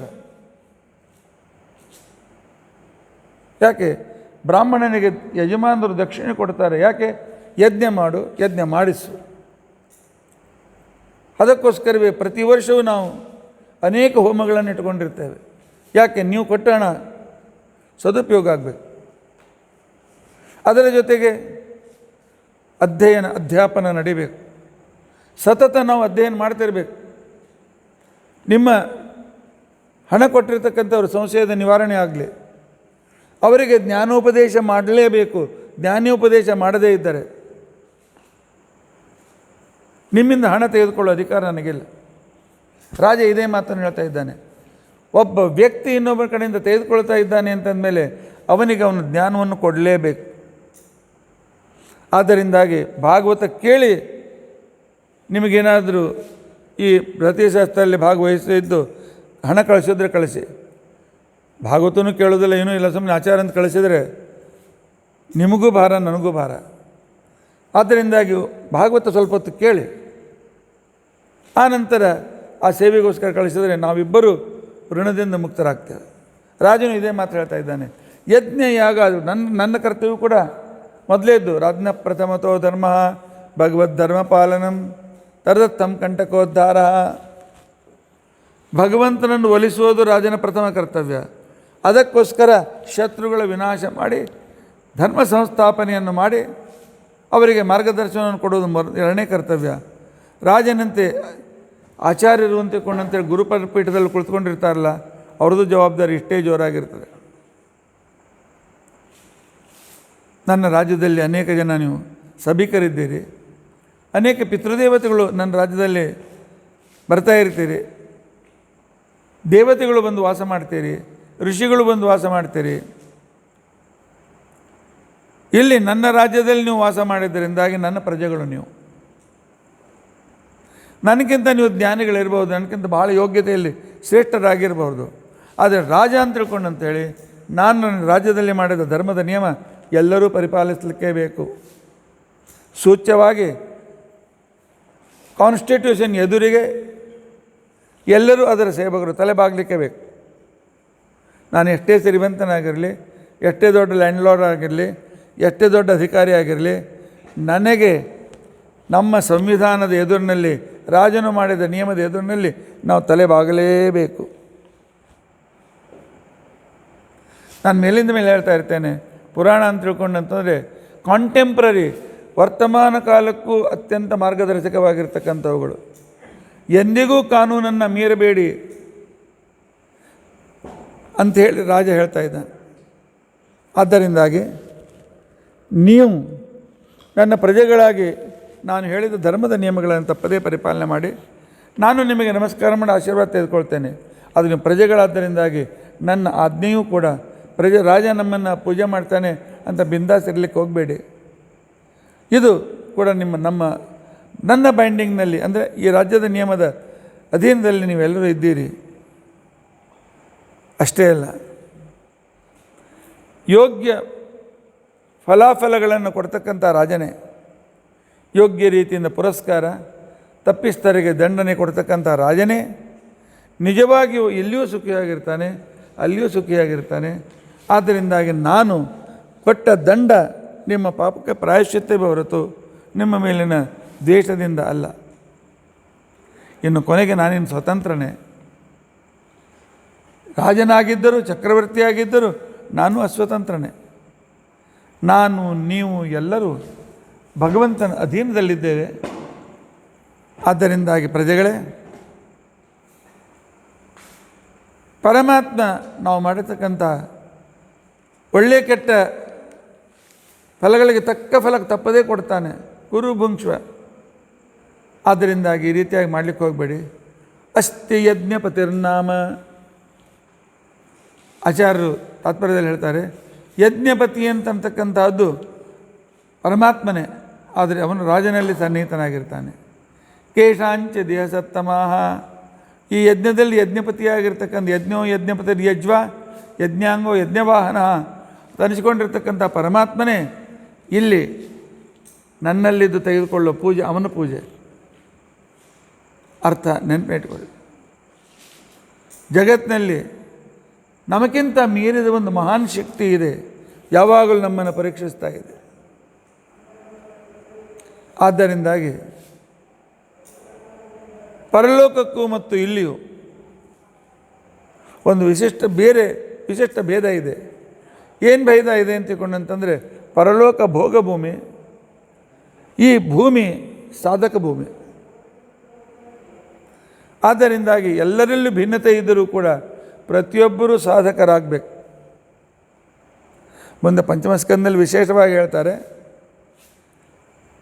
ಈ ಭಾರತ ದೇಶ ಅಂತೇನಿದೆ, ಹಿಮಾಲಯದಿಂದ ಕನ್ಯಾಕುಮಾರಿ, ಆನಂತರ ದ್ವಾರಕಾದಿಂದ ಕಲ್ಕತ್ತಾ, ಈ 4 ದಿಕ್ಕುಗಳ ಮಧ್ಯದಲ್ಲಿರ್ತಕ್ಕಂಥ ಭೂಮಿ ಇದು ಸಾಧನ ಭೂಮಿ. ಇಲ್ಲ ಆಚಾರ್ಯ, ಹೆಂಚಿನ ಸಂಬಳ ಸಿಕ್ಕಿದೆಯಲ್ಲ, ಫಾರಿನಲ್ಲಿ ಇದ್ದೇವೆ ನಾವು, ಇರಿ ಪರವಾಗಿಲ್ಲ, ಆದರೆ ಅಲ್ಲಿ ನಿಮ್ಮ ಸಾಧನ ಆಗೋದಿಲ್ಲ. ನೀವು ಮಾಡಿದ ಪುಣ್ಯದಿಂದ ಮತ್ತೆ ಪುನಃ ಈ ಭಾರತ ಭೂಮಿಯಲ್ಲಿ ಜನ್ಮ ಸಿಗ್ತದೆ, ಇನ್ನೂ ವಿಶೇಷ ಸಾಧನೆಗೆ ಅವಕಾಶ ಸಿಗ್ತದೆ. ವ್ಯರ್ಥ ಅಲ್ಲಿ ವಿದೇಶದಲ್ಲಿ ನೀವು ಮಾಡಿದ್ದು ವ್ಯರ್ಥ ಹೋಗೋದಿಲ್ಲ. ಆದರೆ ನೀವು ಏನು ಮಾಡ್ತಾ ಇದ್ದೀರಿ ಒಂದು ತಪ್ಪು ಅಂತಂದರೆ, ಆಚಾರ್ಯ ಹೆಚ್ಚಿನ ಜನ ನಾವು ಫಾರಿನಲ್ಲಿ ನಿಮ್ಮ ಪುರಾಣ ಕೇಳ್ತಾ ಇದ್ದೇವೆ, ನಮ್ಗೆ ಯಾಕೆ ಬೈತಾ ಇದ್ದೀರಿ ಅಂತ ತಿಳ್ಕೊಂಡು ಬೈತಾ ಇಲ್ಲ. ನೀವು ನಿಮ್ಮ ಪುಣ್ಯದ ಫಲ ಭಾಳ ಚೆನ್ನಾಗಿ ಉಪಯೋಗಿಸ್ತಾ ಇದ್ದೀರಿ. ಪುಣ್ಯ ಮಾಡಿದ್ದೀರಿ ಅಂತ ತಿಳ್ಕೊಂಡು ಅಂಥೇಳಿ ನಿಮಗೆ ವಿದೇಶದಲ್ಲಿ ಒಳ್ಳೆ ನೌಕರಿ ಸಿಕ್ಕಿದೆ, ಪುಣ್ಯ ಮಾಡಿದ್ದೀರಿ ಅಂತ ತಿಳ್ಕೊಂಡು ಅಂಥೇಳಿ ಒಳ್ಳೆ ಸಂಬಳ ಸಿಗ್ತಾ ಇದೆ, ಪುಣ್ಯ ಮಾಡಿದ್ದೀರಿ ಅಂತ ತಿಳ್ಕೊಂಡು ಅಂಥೇಳಿ ಉನ್ನತ ಸ್ಥಾನದಲ್ಲಿದ್ದೀರಿ, ಮನೆಯಲ್ಲಿ ಎಲ್ಲ ಅನುಕೂಲತೆಗಳಿದೆ. ಇದು ಪುಣ್ಯದ ಫಲವೇ ಅಲ್ವೇ? ಆದರೆ ಈ ಪುಣ್ಯ ನಿಮ್ಮ ಫಿಕ್ಸ್ ಡೆಪಾಸಿಟ್ನಲ್ಲಿತ್ತು, ಅದು ನೀವು ಫಿಕ್ಸ್ಡ್ ಡಿಪಾಸಿಟನ್ನು ಮುರಿಸ್ತಾ ಇದ್ದೀರಿ. ಆದರೆ ಈ ಭಾರತ ದೇಶದಲ್ಲಿ ಇರ್ತಕ್ಕಂಥವ್ರಿಗೆ ತಮ್ಮ ಫಿಕ್ಸ್ಡ್ ಡಿಪಾಸಿಟ್ ಮುರಿಸುವ ಅವಶ್ಯಕತೆ ಇಲ್ಲ. ಆ ಪುಣ್ಯ ಮೋಕ್ಷಕ್ಕೆ ಅನುಕೂಲಿತವಾಗಿ ಫಿಕ್ಸ್ ಆಗ್ತಾ ಹೋಗ್ತದೆ. ಇಲ್ಲಿ ಸಾಧನೆ ಮಾಡಿದ್ದು ಫಿಕ್ಸ್ ಆಗ್ತದೆ. ಆದ್ದರಿಂದ ಪರಮಾತ್ಮ ಇಲ್ಲಿ ಇವರ ಪುಣ್ಯ ಹೆಚ್ಚು ಖರ್ಚು ಮಾಡಬಾರ್ದು ಅಂತೇಳಿ ಇಲ್ಲಿ ಕಡಿಮೆ ಸಂಬಳ, ಕಡಿಮೆ ಅನುಕೂಲತೆ, ಇಲ್ಲಿ ಸ್ವಲ್ಪ ಅನಾನುಕೂಲತೆ, ಕಷ್ಟಗಳು. ಯಾಕೆ ಅಲ್ಲಿಂದ ಬಂದವರು ಹೇಳ್ತಾರೆ ಆಚಾರ್ಯ, ಎಷ್ಟು ಅನುಕೂಲತೆಗಳಿವೆ. ಹೌದು, ಪುಣ್ಯದಿಂದ ಆ ಸ್ಥಳಕ್ಕೆ ಹೋಗಿದ್ದೀರಿ, ಭೋಗ ಮಾಡ್ತಾ ಇದ್ದೀರಿ. ಅದಕ್ಕೆ ಆಚಾರ್ಯ ಪಂಚಮಸ್ಕಂದಲ್ಲಿ ಹೇಳ್ತಾರೆ, ಇಯಂ ಭಾರತ ಭೂಮಿರೇವ ಕರ್ಮಭೂಮಿ ಅನ್ಯ ಸರ್ವೇ ಭೋಗಭೂಮಯ. ನೀವು ಮಿನಿ ಸ್ವರ್ಗದಲ್ಲಿದ್ದೀರಿ. ಮಿನಿ ಸ್ವರ್ಗದಲ್ಲಿದ್ದು ಬೇಕಾದಷ್ಟು ಸುಖ ಅನುಭವಿಸ್ತಾ ಇದ್ದೀರಿ. ಆದರೆ ಒಂದು ನ್ಯೂನತೆ ನಿಮ್ಮಲ್ಲಿದೆ. ನೀವು ಮಾಡಿದ ಸಾಧನೆ ಭಗವತ್ ಪ್ರಾಪ್ತಿಗೆ ಉಪಯೋಗ ಬೀಳೋದಿಲ್ಲ. ಆ ಸಾಧನೆಯಿಂದ ಮತ್ತೆ ಪುನಃ ಈ ಭೂಮಿಯಲ್ಲಿ, ಭಾರತ ಭೂಮಿಯಲ್ಲಿ ಹುಟ್ಟಿ ಬರ್ತೀರಿ. ವಿಶೇಷ ಸಾಧನೆ ಮಾಡಿ ಭಗವಂತ ಅನುಗ್ರಹವನ್ನು ಪಡಿತೀರಿ. ಆದರೂ ಅಲ್ಲಿದ್ದು ಪರಮಾತ್ಮನ ಪ್ರೀತಿಗಾಗಿ ನಾನು ಕರ್ಮ ಮಾಡ್ತಾ ಇದ್ದೀನಿ ಅಂತ ತಿಳ್ಕೊಂಡಂತೇಳಿ ನಿಮ್ಮ ಸಂಕಲ್ಪ ಇದ್ದರೆ ಪರಮಾತ್ಮ ನಿಮಗೆ ಮತ್ತೆ ಇಲ್ಲಿ ಜನ್ಮ ಕೊಟ್ಟು ಒಳ್ಳೆಯ ಸಾಧನೆಯನ್ನು ಮಾಡಿಸ್ತಾನೆ. ಚಿಂತೆ ಮಾಡಬೇಡಿ. ಇದನ್ನೇ ಇಲ್ಲಿ ಭಗೀರಥ ಹೇಳ್ತಾ ಇದ್ದ, ಪೃಥ್ವಿರಾಜ ಹೇಳ್ತಾ ಇದ್ದಾನೆ, ಈ ಒಂದು ಭೂಮಿ ಅಂತ ತಿಳ್ಕೊಂಡಂತೇನಿದೆ ಇದು ಅತ್ಯಂತ ಶ್ರೇಷ್ಠವಾಗಿರ್ತಕ್ಕಂಥ ಭೂಮಿ. ಅದಕ್ಕೋಸ್ಕರ ಪರಮಾತ್ಮನೇ ಇಲ್ಲಿ ಸರ್ವಶ್ರೇಷ್ಠ ಅಂತ ತಗೊಂಡೋದನ್ನು ನೆನಪಿನಲ್ಲಿ ಇಟ್ಟುಕೊಳ್ಳಿ ಎಂದಿದ್ದಾರೆ.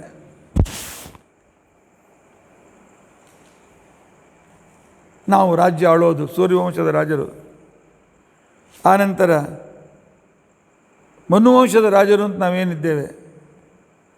ನಾವು ಆಳ್ತಕ್ಕಂಥದ್ದು ಒಂದೇ ಒಂದು ಉದ್ದೇಶ, ಪ್ರಜೆಗಳ ಪರಿಪಾಲನೆ ಜೊತೆಗೆ ಭಗವತ್ ಪ್ರಾಪ್ತಿಯ ಸಾಧನೆ ಅಂತ ಹೇಳಿ ರಾಜ್ಯವನ್ನು ಆಳ್ತೇವೆ.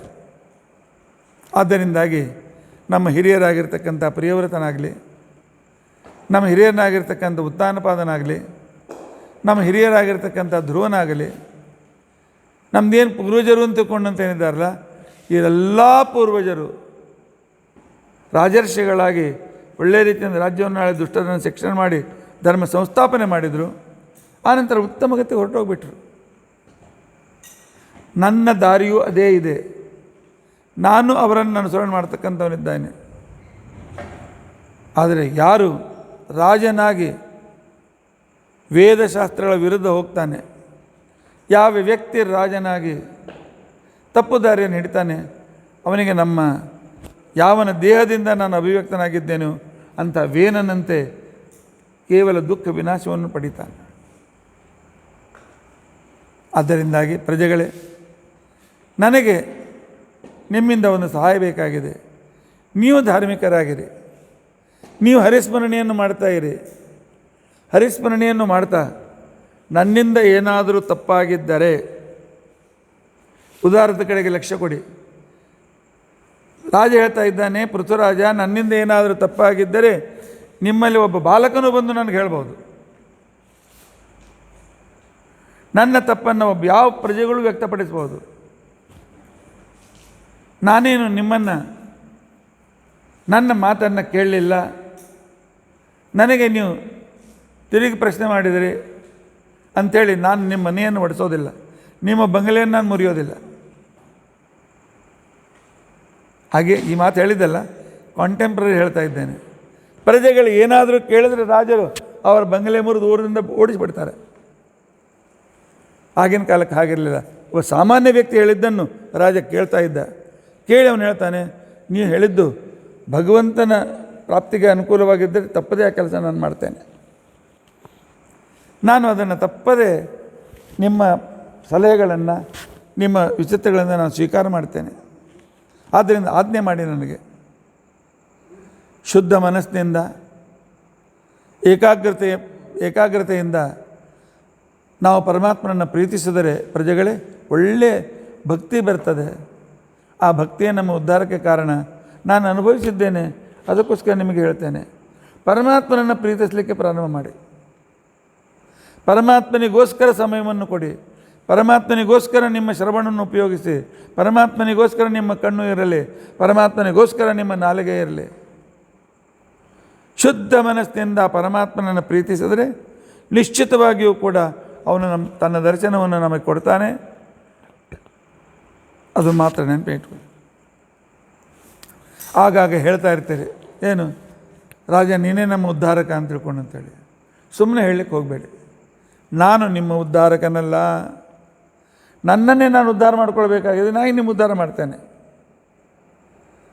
ಆದ್ದರಿಂದಾಗಿ ಉದ್ಧಾರ ಮಾಡ್ತಕ್ಕಂಥವನು ಬಹುಶಃ ನನ್ನ ಮುಖಾಂತರ ಇರ್ಬೋದು ಪರಮಾತ್ಮ, ಅವನು ಭಗವಂತನೇ. ಆದ್ದರಿಂದ ನಾವು ನೀವು ಎಲ್ಲರೂ ಸೇರಿ ಆ ಪರಮಾತ್ಮನ ಉಪಾಸನೆಯನ್ನು ಮಾಡೋಣ. ಕಾಯೇನ ವಾಚ ಮನಸ, ಮನಸ್ಸಿನಲ್ಲಿಯೂ ಆ ಭಗವಂತನ ಕೃತಜ್ಞತೆಯನ್ನು ಸ್ಮರಿಸೋಣ. ಮಾತಿನಿಂದ ಪರಮಾತ್ಮ ಉದಾರಿ, ನೀನೇ ಉದ್ಧಾರಕ, ನಿನ್ನ ಹೊರತು ಗತಿ ಇಲ್ಲ ಅಂತ ತಿಳ್ಕೊಂಡಂತಕ್ಕಂಥ ರೀತಿಯಿಂದ ಪ್ರಾರ್ಥಿಸೋಣ. ಆ ಪರಮಾತ್ಮನ ಗುಣಗಾನಗಳನ್ನು ಮಾಡ್ತಾ ಅವುಗಳನ್ನು ನಾವು ಶರಣ ಮಾಡೋದಕ್ಕೋಸ್ಕರ ಪ್ರಯತ್ನಿಸೋಣ. ತಮೇವ ಯೋಯಂ ಭಜತ ಆತ್ಮವೃತ್ತಿಭಿ.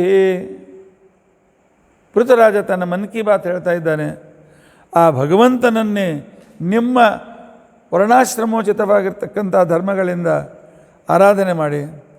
ಮನೋವಚಃಕಾಯ ಗುಣೇಶ್ವಕರ್ಮಭಿ, ಮನಸ್ಸಿನಿಂದಲೂ ಭಗವಂತನಲ್ಲಿ ಭಕ್ತಿ ಮಾಡಿ ಭಗವಂತನನ್ನು ಪ್ರೀತಿಸರಿ, ಮಾತಿನಿಂದಲೂ ಅದು ವ್ಯಕ್ತಪಡಿಸಿರಿ, ಗುಣಗಳಿಂದ ಕರ್ಮಗಳಿಂದ ಅವನನ್ನೇ ಪೂಜಿಸಿರಿ.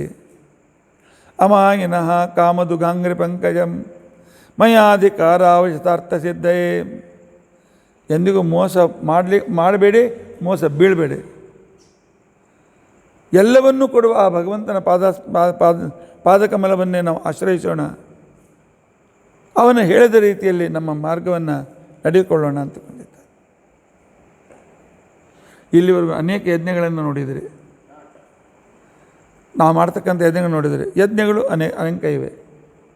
ಯಜ್ಞದಲ್ಲಿ ಉಪಯೋಗಕ್ಕೆ ಬೀರ್ತಕ್ಕಂಥ ದ್ರವ್ಯಗಳು ಅನೇಕ ಇವೆ. ಆನಂತರ ಬರ್ತಕ್ಕಂಥ ಋಷಿ ಮುನಿಗಳು, ಋತ್ವಿಜರು, ಸದಸ್ಯರು ಎಲ್ಲ ಉತ್ತಮ ಬೇರೆ ಬೇರೆ ಸತ್ಕುಲ ಪ್ರಸೂತರಾಗಿದ್ದಾರೆ. ಇಂದ್ರ, ಚಂದ್ರ ಇತ್ಯಾದಿ ದೇವತೆಗಳು ಅನೇಕರಾಗಿದ್ದಾರೆ. ಆದರೆ ಇವರೆಲ್ಲರಲ್ಲಿಯೂ ಇದ್ದು ಪೂಜೆಯನ್ನು ತೆಗೆದುಕೊಳ್ತಕ್ಕಂಥ ವ್ಯಕ್ತಿ ಕೇಶವಂ ಪ್ರತಿಗಚ್ಚತೆ ನಾರಾಯಣ. ಅಂತರ್ಯಾಮಿಯಾಗಿದ್ದು ಸ್ವಗತ ಭೇದ ವಿವರ್ಜಿತನಾಗಿ ಎಲ್ಲರಿಗೂ ಮಾಡಿದ ನಮಸ್ಕಾರವನ್ನು ಆಕಾಶಾತ್ ಪತಿತಂ ತೋಯಂ ಯಥಾ ಗಚ್ಚತಿ ಸಾಗರಂ, ಹೇಗೆ ಸಮುದ್ರಕ್ಕೆ ಹೋಗ್ತದೆ ಮಳೆಯಿಂದ ಬಿದ್ದ ನೀರು, ಮಳೆಯಿಂದ ಬಿದ್ದ ನೀರಿಗೆ ನೆಲಕ್ಕೆ ಬಿದ್ದ ನೀರು, ಅದೇ ರೀತಿಯಾಗಿ ಎಲ್ಲ ದೇವತೆಗಳು, ಎಲ್ಲ ಕ್ರಿಯೆಗಳು, ಎಲ್ಲ ವಸ್ತುಗಳಲ್ಲಿಯೂ ಕೂಡ ಭಗವಂತನ ವ್ಯಾಪ್ತನಾಗಿ ತಾನೇ ನಮ್ಮ ಪೂಜೆಯನ್ನು ಸ್ವೀಕಾರ ಮಾಡ್ತಾನೆ. ವಿಶುದ್ಧ ವಿಜ್ಞಾನಘನನಾಗಿದ್ದಾನೆ ಆ ಭಗವಂತ. ಅವನ ಅಂತರ್ಯಾಮಿ ಇರತಕ್ಕಂಥ ವ್ಯಕ್ತಿಗಳಲ್ಲಿ ತಾರತಮ್ಯ ಇದೆ. ನಾನು ರಾಜ ಸಿಂಹಾಸನದಲ್ಲಿ ಕೂತ್ಕೊಂಡಿದ್ದೇನೆ, ಪ್ರಜೆಗಳು ಅಲ್ಲಿ ಕೂತ್ಕೊಂಡಿದ್ದೀರಿ, ಋಷಿಗಳು ಇಲ್ಲಿ ಮೇಲಿನ ಆಸನದಲ್ಲಿ ಕೂತ್ಕೊಂಡಿದ್ದಾರೆ. ಈ ರೀತಿಯಾಗಿರ್ತಕ್ಕಂಥ ಇಲ್ಲಿ ತಾರತಮ್ಯ ಇದೆ, ನಮ್ಮಲ್ಲಿ ತಾರತಮ್ಯ ಇದೆ. ಆದರೆ ನಮ್ಮಲ್ಲಿರ್ತಕ್ಕಂಥ ಭಗವಂತನಲ್ಲಿ ಸರ್ವತಾ ತಾರತಮ್ಯ ಇಲ್ಲ. ಎಲ್ಲರಲ್ಲಿಯೂ ಪರಮಾತ್ಮ ದೋಷರಹಿತನಾಗಿ ಪರಿಪೂರ್ಣನಾಗಿಯೇ ಭಗವಂತ ಅಲ್ಲಿದ್ದಾನೆ. ಧರ್ಮ ಮತ್ತು ಆಸ್ತಿಕತೆ ಈ ಮಡುಗಟ್ಟಿರ್ತಕ್ಕಂಥ ವ್ಯಕ್ತಿಗಳು ಅಂತ ತಿಳ್ಕೊಂಡಂತಂದರೆ ಬ್ರಾಹ್ಮಣರು. ರಾಜ ಮೇಲಿಂದ ಮೇಲೆ ಬ್ರಾಹ್ಮಣನ ಕರಿತಿ ಪೂಜೆ ಮಾಡ್ತೀವಿ, ಯಾಕೆ ಪಾರ್ಶಾಲಿಟಿ ಅಂತ ಅನ್ಬೇಡಿ. ಬ್ರಾಹ್ಮಣರು ಭಗವಂತನ ಮುಖದಿಂದ ಹುಟ್ಟಿದ್ದಾರೆ. ಶ್ರೋತೃಗಳಾದ ಬ್ರಾಹ್ಮಣರು ಕೇಳೋಣ, ನಮಗೆ ಪರಮಾತ್ಮ ಎಂಥ ಶ್ರೇಷ್ಠ ಜನ್ಮ ಕೊಟ್ಟಿದ್ದಾನೆ, ಆದರೆ ಅದನ್ನು ಉಳಿಸ್ಕೊಳ್ಬೇಕು, ಜವಾಬ್ದಾರಿ ಇದೆ, ನೆನಪಿಟ್ಕೊಳ್ಳಿ. ಈ ಬ್ರಾಹ್ಮಣರು ಭಗವಂತನ ಮುಖದಿಂದ ಹುಟ್ಟಿದ್ದಾರೆ. ಆದ್ದರಿಂದಾಗಿ ಅವರು ಯಾವಾಗಲೂ ಭಗವಂತನ ಬಾಯಿಂದ ಬಂದಿರತಕ್ಕಂಥ ವೇದಗಳಿಂದ ಪರಮಾತ್ಮನ ಸ್ತೋತ್ರ ಮಾಡ್ತಾರೆ. ಪರಮಾತ್ಮನ ಬಾಯಿಂದ ಬಂದದ್ದು ಅಗ್ನಿ. ಆದ್ದರಿಂದಾಗಿ ಯಾವಾಗಲೂ ಹೋಮ ಹವನಾದಿಗಳನ್ನು ಇವರು ಮಾಡ್ತಾ ಇದ್ದಾರೆ. ಮುಖಾದ ಅಗ್ನಿಶ್ಚೇಂದ್ರಶ್ಚ. ಆದ್ದರಿಂದಾಗಿ ಇವರು ಇಂದ್ರರು, ಭೂಸುರರು, ಭೂಮಿಯ ದೇವತೆಗಳು. ಆದ್ದರಿಂದಾಗಿ ಇವರ ಸ್ತೋತ್ರ ಮಾಡಿದರೆ ಭಗವಂತ ಬೇಗನೆ ಒಲಿತಾನೆ. ನೀವು ಮಾಡುವಾಗ ಮಾಡಿ, ಆದರೆ ನಿಮ್ಮ ಗುರುಗಳಿಂದ ನಮ್ಮ ಪರವಾಗಿ ನೀವು ಪ್ರಾರ್ಥನೆ ಮಾಡಿಕೊಳ್ಳಿ ಅಂತ ಕೇಳ್ಕೊಳ್ಳಿ. ನಮ್ಮ ಗುರುಗಳು ನಮ್ಮ ಪರವಾಗಿ ಪ್ರಾರ್ಥನೆ ಮಾಡಿದರೆ ನಾವು 100 ಸಲ ಮಾಡಿದ್ದನ್ನು ಯಾಕೆ ಅದ್ರ ನಾವು 1 ಸಲ ಮಾಡಿದರೆ ಏನು ಅವರು 100 ಸಲ ಏನು ಮಾಡಿದರೆ ನಾವೇನು ಫಲ ಪಡಿಬೇಕು? ಅವ್ರು 1 ಸಲ ನಮ್ಮ ಪರವಾಗಿ ಪ್ರಾರ್ಥನೆ ಮಾಡಿದರೆ ಪರಮಾತ್ಮ ಕೊಟ್ಬಿಡ್ತಾರೆ. ಇಂಥವರು ಕೂಡ ನನ್ನ ರಾಜ್ಯದಲ್ಲಿದ್ದ ಬ್ರಾಹ್ಮಣರು, ಋಷಿಗಳು, ಮುನಿಗಳು ನನಗೆ ಟ್ಯಾಕ್ಸ್ ಕೊಡ್ತಾರೆ. ನಾನು ಟ್ಯಾಕ್ಸ್ ತೆಗೆದುಕೊಳ್ತೇನೆ ಅವ್ರ ಕಡೆಯಿಂದಲೂ. ಯಾಕೆ? ಅವರಿಂದ ಬಂದ ಪವಿತ್ರವಾದ ದ್ರವ್ಯದಿಂದ ನನಗೊಂದು ಸಾಮರ್ಥ್ಯ ಸಿಗಲಿ ಅಂತ ತಿಳ್ಕೊಂಡಂತೆ. ಭಾಗವತ ಮೇಲಿನ ಮೇಲೆ ಬ್ರಾಹ್ಮಣರನ್ನು ಈ ರೀತಿಯಾಗಿ ವರ್ಣನೆ ಮಾಡ್ತಾರೆ. ಆದರೆ ನಾವು ಆ ರೀತಿಯಾಗಿ ಇರಲಿಕ್ಕೆ ಪ್ರಯತ್ನಿಸಬೇಕು. ಆ ಕ್ವಾಲಿಟಿ ನಮ್ಮಲ್ಲಿ ಬರುವಂತೆ ನೋಡ್ಕೊಳ್ಬೇಕು. ಇವರಲ್ಲಿದ್ದುಕೊಂಡೇ ಭಗವಂತ ಪೂಜೆಯನ್ನು ತೆಗೆದುಕೊಳ್ತಾನೆ. ನನ್ನ ತಂದೆ ಈ ಬ್ರಾಹ್ಮಣರು ಸಿಂಹಾಸನ ಮೇಲೆ ಕೂಡಿಸಿದ ಅಂತ ತಿಳ್ಕೊಂಡಂತೇಳಿ ಕೂತ. ಈ ಬ್ರಾಹ್ಮಣರು ಯಾವಾಗ ಅಯೋಗ್ಯ ಇದ್ದಾನೆ ಅಂತ ತಿಳ್ಕೊಂಡಂತೇಳಿ ಸಾಯು ಅಂತ ತಿಳ್ಕೊಂಡಂತಂದ್ರೆ ಸತ್ತೋದ. ಆದ್ದರಿಂದಾಗಿ ಒಂದು ಮಾತು ನೆನಪಿಟ್ಟುಕೊಳ್ಳಿ, ನನ್ನ ರಾಜ್ಯದಲ್ಲಿ ಯಾವ ಬ್ರಾಹ್ಮಣರಿಗೂ ಅಪಮಾನವಾಗಕೂಡದು. ಬ್ರಹ್ಮಣ್ಯ ದೇವ ಪುರುಷ ಪುರಾತನಃ. ಬ್ರಾಹ್ಮಣರ ಮೇಲೆ ಅತ್ಯಂತ ಪ್ರೀತಿಯುಳ್ಳ ಪರಮಾತ್ಮ, ಅನಂತ ಕಾಲದಿಂದ ಪುರಾತನಾದ ಪರಮಾತ್ಮ ಬ್ರಾಹ್ಮಣರಲ್ಲಿ ನಿತ್ಯಂ ಯಾವಾಗಲೂ ಸನ್ನಿಹಿತನಾಗಿರ್ತಾನೆ. ನಿತ್ಯಂ ಹರಿರ್ಯಚ್ಚ ರಮಾಭಿವಂದನಾತ್. ಅಷ್ಟೇ ಅಲ್ಲ, ಇಲ್ಲಿ ಹರಿ ಅಂತ ತಿಳ್ಕೊಂಡಂತೆ ಹರಿ ಯಚ್ಚರಣಾಭಿವಂದನಾತ್. ಯಾರ ಪಾದಗಳಿಗೆ ನಮಸ್ಕಾರ ಮಾಡೋದ್ರಿಂದಾಗಿ ಹರಿ ತನ್ನ ಪದವಿಯನ್ನು ಪಡೆದನು ಅಂತ ತಿಳ್ಕೊಂಡಂತ ಹೇಳಿ ಬರ್ತದೆ. ಹಾಗಾದ್ರೆ ದೇವ್ರಿಗಿಂತ ಶ್ರೇಷ್ಠರೇನು ಅಲ್ಲ. ಆಚಾರ್ಯರು ತಾತ್ಪರ್ಯದಲ್ಲಿ ಹೇಳ್ತಾರೆ, ಇಲ್ಲಿ ಹರಿ ಅಂತಂದರೆ ಇಂದ್ರ ಅಂತ ಇಟ್ಕೊಳ್ಳಿ. ಇಂದ್ರನೂ ಕೂಡ ತಾನು 100 ಯಜ್ಞ ಮಾಡುವಾಗ, 100 ಅಶ್ವಯಜ್ಞ ಮಾಡುವಾಗ ಈ ಬ್ರಾಹ್ಮಣರ ಪದನ್ನೇ ಹಿಡಿದಿರ್ತಾನೆ. ಈಗ ದೊಡ್ಡ ಸ್ಥಾನದಲ್ಲಿದ್ದಾನೆ. ಅವಾಪ ಲಕ್ಷ್ಮೀಂ ಅನಪಾಯಿನೀಂ ಯಶಃ. ಅಷ್ಟೇ ಅಲ್ಲ, ಈ ಬ್ರಾಹ್ಮಣರಿಂದಲೇ ರಾಜರು ಸಂಪತ್ತಿಯನ್ನು ಸಾಕಷ್ಟು ಪಡಿತಾರೆ, ಜನರು ಪಡಿತಾರೆ. ಆದ್ದರಿಂದಾಗಿ ಈ ಮಹಾತ್ಮರ ಪಾದಗಳಿಗೆ ಯಾವಾಗಲೂ ನಮಸ್ಕಾರ ಮಾಡ್ತಾಯಿರಿ. ಇವರ ಮುಖಾಂತರ ಭಗವಂತನಿಗೆ ಸಮರ್ಪಣೆ ಮಾಡಿ. ಯತ್ ಪ್ರಸಾದನಂ ದೇವೇಂದ್ರ ವೇದೋದಿತ ಯಶ ಅಭೂತ. ಏನಪ್ಪ ಹರಿಶಬ್ದಕ್ಕೆ ವಿಷ್ಣು ಅಂತ ಅರ್ಥ ಮಾಡಬಾರ್ದು, ಪ್ರಮಾಣ ಕೊಡ್ತಾರೆ. ಯಾವ ಬ್ರಾಹ್ಮಣರ ಅನುಗ್ರಹದಿಂದ ದೇವೇಂದ್ರ ತನ್ನ ಸ್ಥಳದಲ್ಲಿ ಕೂತ್ಕೊಂಡ. ಆದ್ದರಿಂದಾಗಿ ಪರಮಾತ್ಮ ಈ ಬ್ರಾಹ್ಮಣರ ಮೇಲೆ ಬಹಳ ವಿಶೇಷವಾಗಿರ್ತಕ್ಕಂಥ ರೀತಿಯಲ್ಲಿ ಆದರ ತೋರಿಸ್ತಾನೆ. ಇವರಲ್ಲಿದ್ದುಕೊಂಡು ನಮ್ಮ ಪೂಜೆಯನ್ನು ಸ್ವೀಕಾರ ಮಾಡ್ತಾನೆ. ಒಂದು ಮಾತನ್ನ ಇಟ್ಕೊಳ್ಳಿ, ಎಲ್ಲರೂ ಅನ್ಬೋದು, ನಾವು 4 ಗ್ರಂಥ ಓದಿ ನಾವು ಗುರುಗಳಾಗ್ತೇವೆ, ನಾವು ವ್ಯಾಸಪೀಠದ ಮೇಲೆ ಕುಳಿತುಕೊಂಡು ಉಪದೇಶ ಮಾಡ್ತೇವೆ. ಇಲ್ಲ. ಪೃಥ್ವಿರಾಜ್ ಹೇಳ್ತಾ ಇದ್ದಾನೆ, ಬ್ರಾಹ್ಮಣೋ ನಿತರಾಮ್ ಗುರು. ಬ್ರಾಹ್ಮಣ ಉಳಿದ ಎಲ್ಲ ವರ್ಣಕ್ಕೂ ಬ್ರಾಹ್ಮಣನೇ ಗುರು. ಅವನನ್ನು ಬಿಟ್ಟು ಬೇರೆ ಯಾರೂ ಗುರುಗಳಾಗಲಿಕ್ಕೆ ಸಾಧ್ಯವಿಲ್ಲ ಅಂತ ತಿಳ್ಕೊಂತ ಇದ್ದಾನೆ. ಆದ್ದರಿಂದಾಗಿ ನಾನು ನಮ್ಮ ಕ್ಷತ್ರಿಯರಿಗೂ ಕೂಡ ಗುರಿಯಾದ್ದರಿಂದಾಗಿ ನಾನು ಯಾವಾಗಲೂ ಬ್ರಾಹ್ಮಣರನ್ನು ನಾನು ಸಂತೋಷಪಡಿಸ್ತೇನೆ. ಯಾಕೆ ಬ್ರಾಹ್ಮಣರಿಗೆ ಈ ರೀತಿಯಾಗಿರ್ತಕ್ಕಂಥ ವಿಶಿಷ್ಟತೆ ಯಾಕೆ ಕೊಡ್ತಾ ಇದ್ದಾನೆ ಪರಮಾತ್ಮ ಅನ್ನೋ ನಿಮ್ಮ ಪ್ರಶ್ನೆ ಇರ್ಬೋದಲ್ಲ. ಹೌದು, ಈ ಬ್ರಾಹ್ಮಣರು ಎಂದಿಗೂ ಕೈ ಒಡ್ಡೋದಿಲ್ಲ. ಕೇಳಿದರೆ ಭಗವಂತನೇ ಕೇಳ್ತಾರೆ. ಈ ಬ್ರಾಹ್ಮಣರು ಎಂದಿಗೂ ಯಾವ ಸಂದರ್ಭದಲ್ಲಿಯೂ ಕೂಡ ಎಷ್ಟೇ ಬಡತನ ಇದ್ದರೂ ಅವತ್ತಿನಿಂದ ಇವತ್ತಿನವರೆಗೆ ಬಡತನವನ್ನೇ ಸ್ವೀಕಾರ ಮಾಡ್ತಾರೆ. ಅಯೋಗ್ಯರ ಸೇವೆಯನ್ನು ಮಾಡಿ ಶ್ರೀಮಂತರಾಗೋದಿಲ್ಲ. ಅದಕ್ಕೋಸ್ಕರ ಏನಾದರೂ ಕಥೆ ಪ್ರಾರಂಭವಾದರೆ ಒಂದು ಊರಿನಲ್ಲಿ ಒಬ್ಬ ಬಡ ಬ್ರಾಹ್ಮಣ ಇದ್ದ, ಕಥೆ ಪ್ರಾರಂಭವಾಗ್ತದೆ. ಯಾರಾದರೂ ಕಥೆ ಹೇಳುವಾಗ ಕೇಳಿದ್ದೀರಾ? ಒಂದು ಊರಿನಲ್ಲಿ ಭಾಳ ಸಿರಿವಂತ ಬ್ರಾಹ್ಮಣನಿದ್ದ ಅಂತ ತಿಳ್ಕೊಂಡಂತೆ. ಯಾಕೆ? ಸಿರಿವಂತಿಕೆ ಹಿಂದೆ ಬಿದ್ದವರಲ್ಲ ಈ ಬ್ರಾಹ್ಮಣರು. ಬೇಕಾದಷ್ಟು ಯೋಗ್ಯತೆ ಇರ್ತದೆ. ನಮ್ಮ ಆಚಾರ್ಯರು ಮಾಡ್ತಕ್ಕಂಥ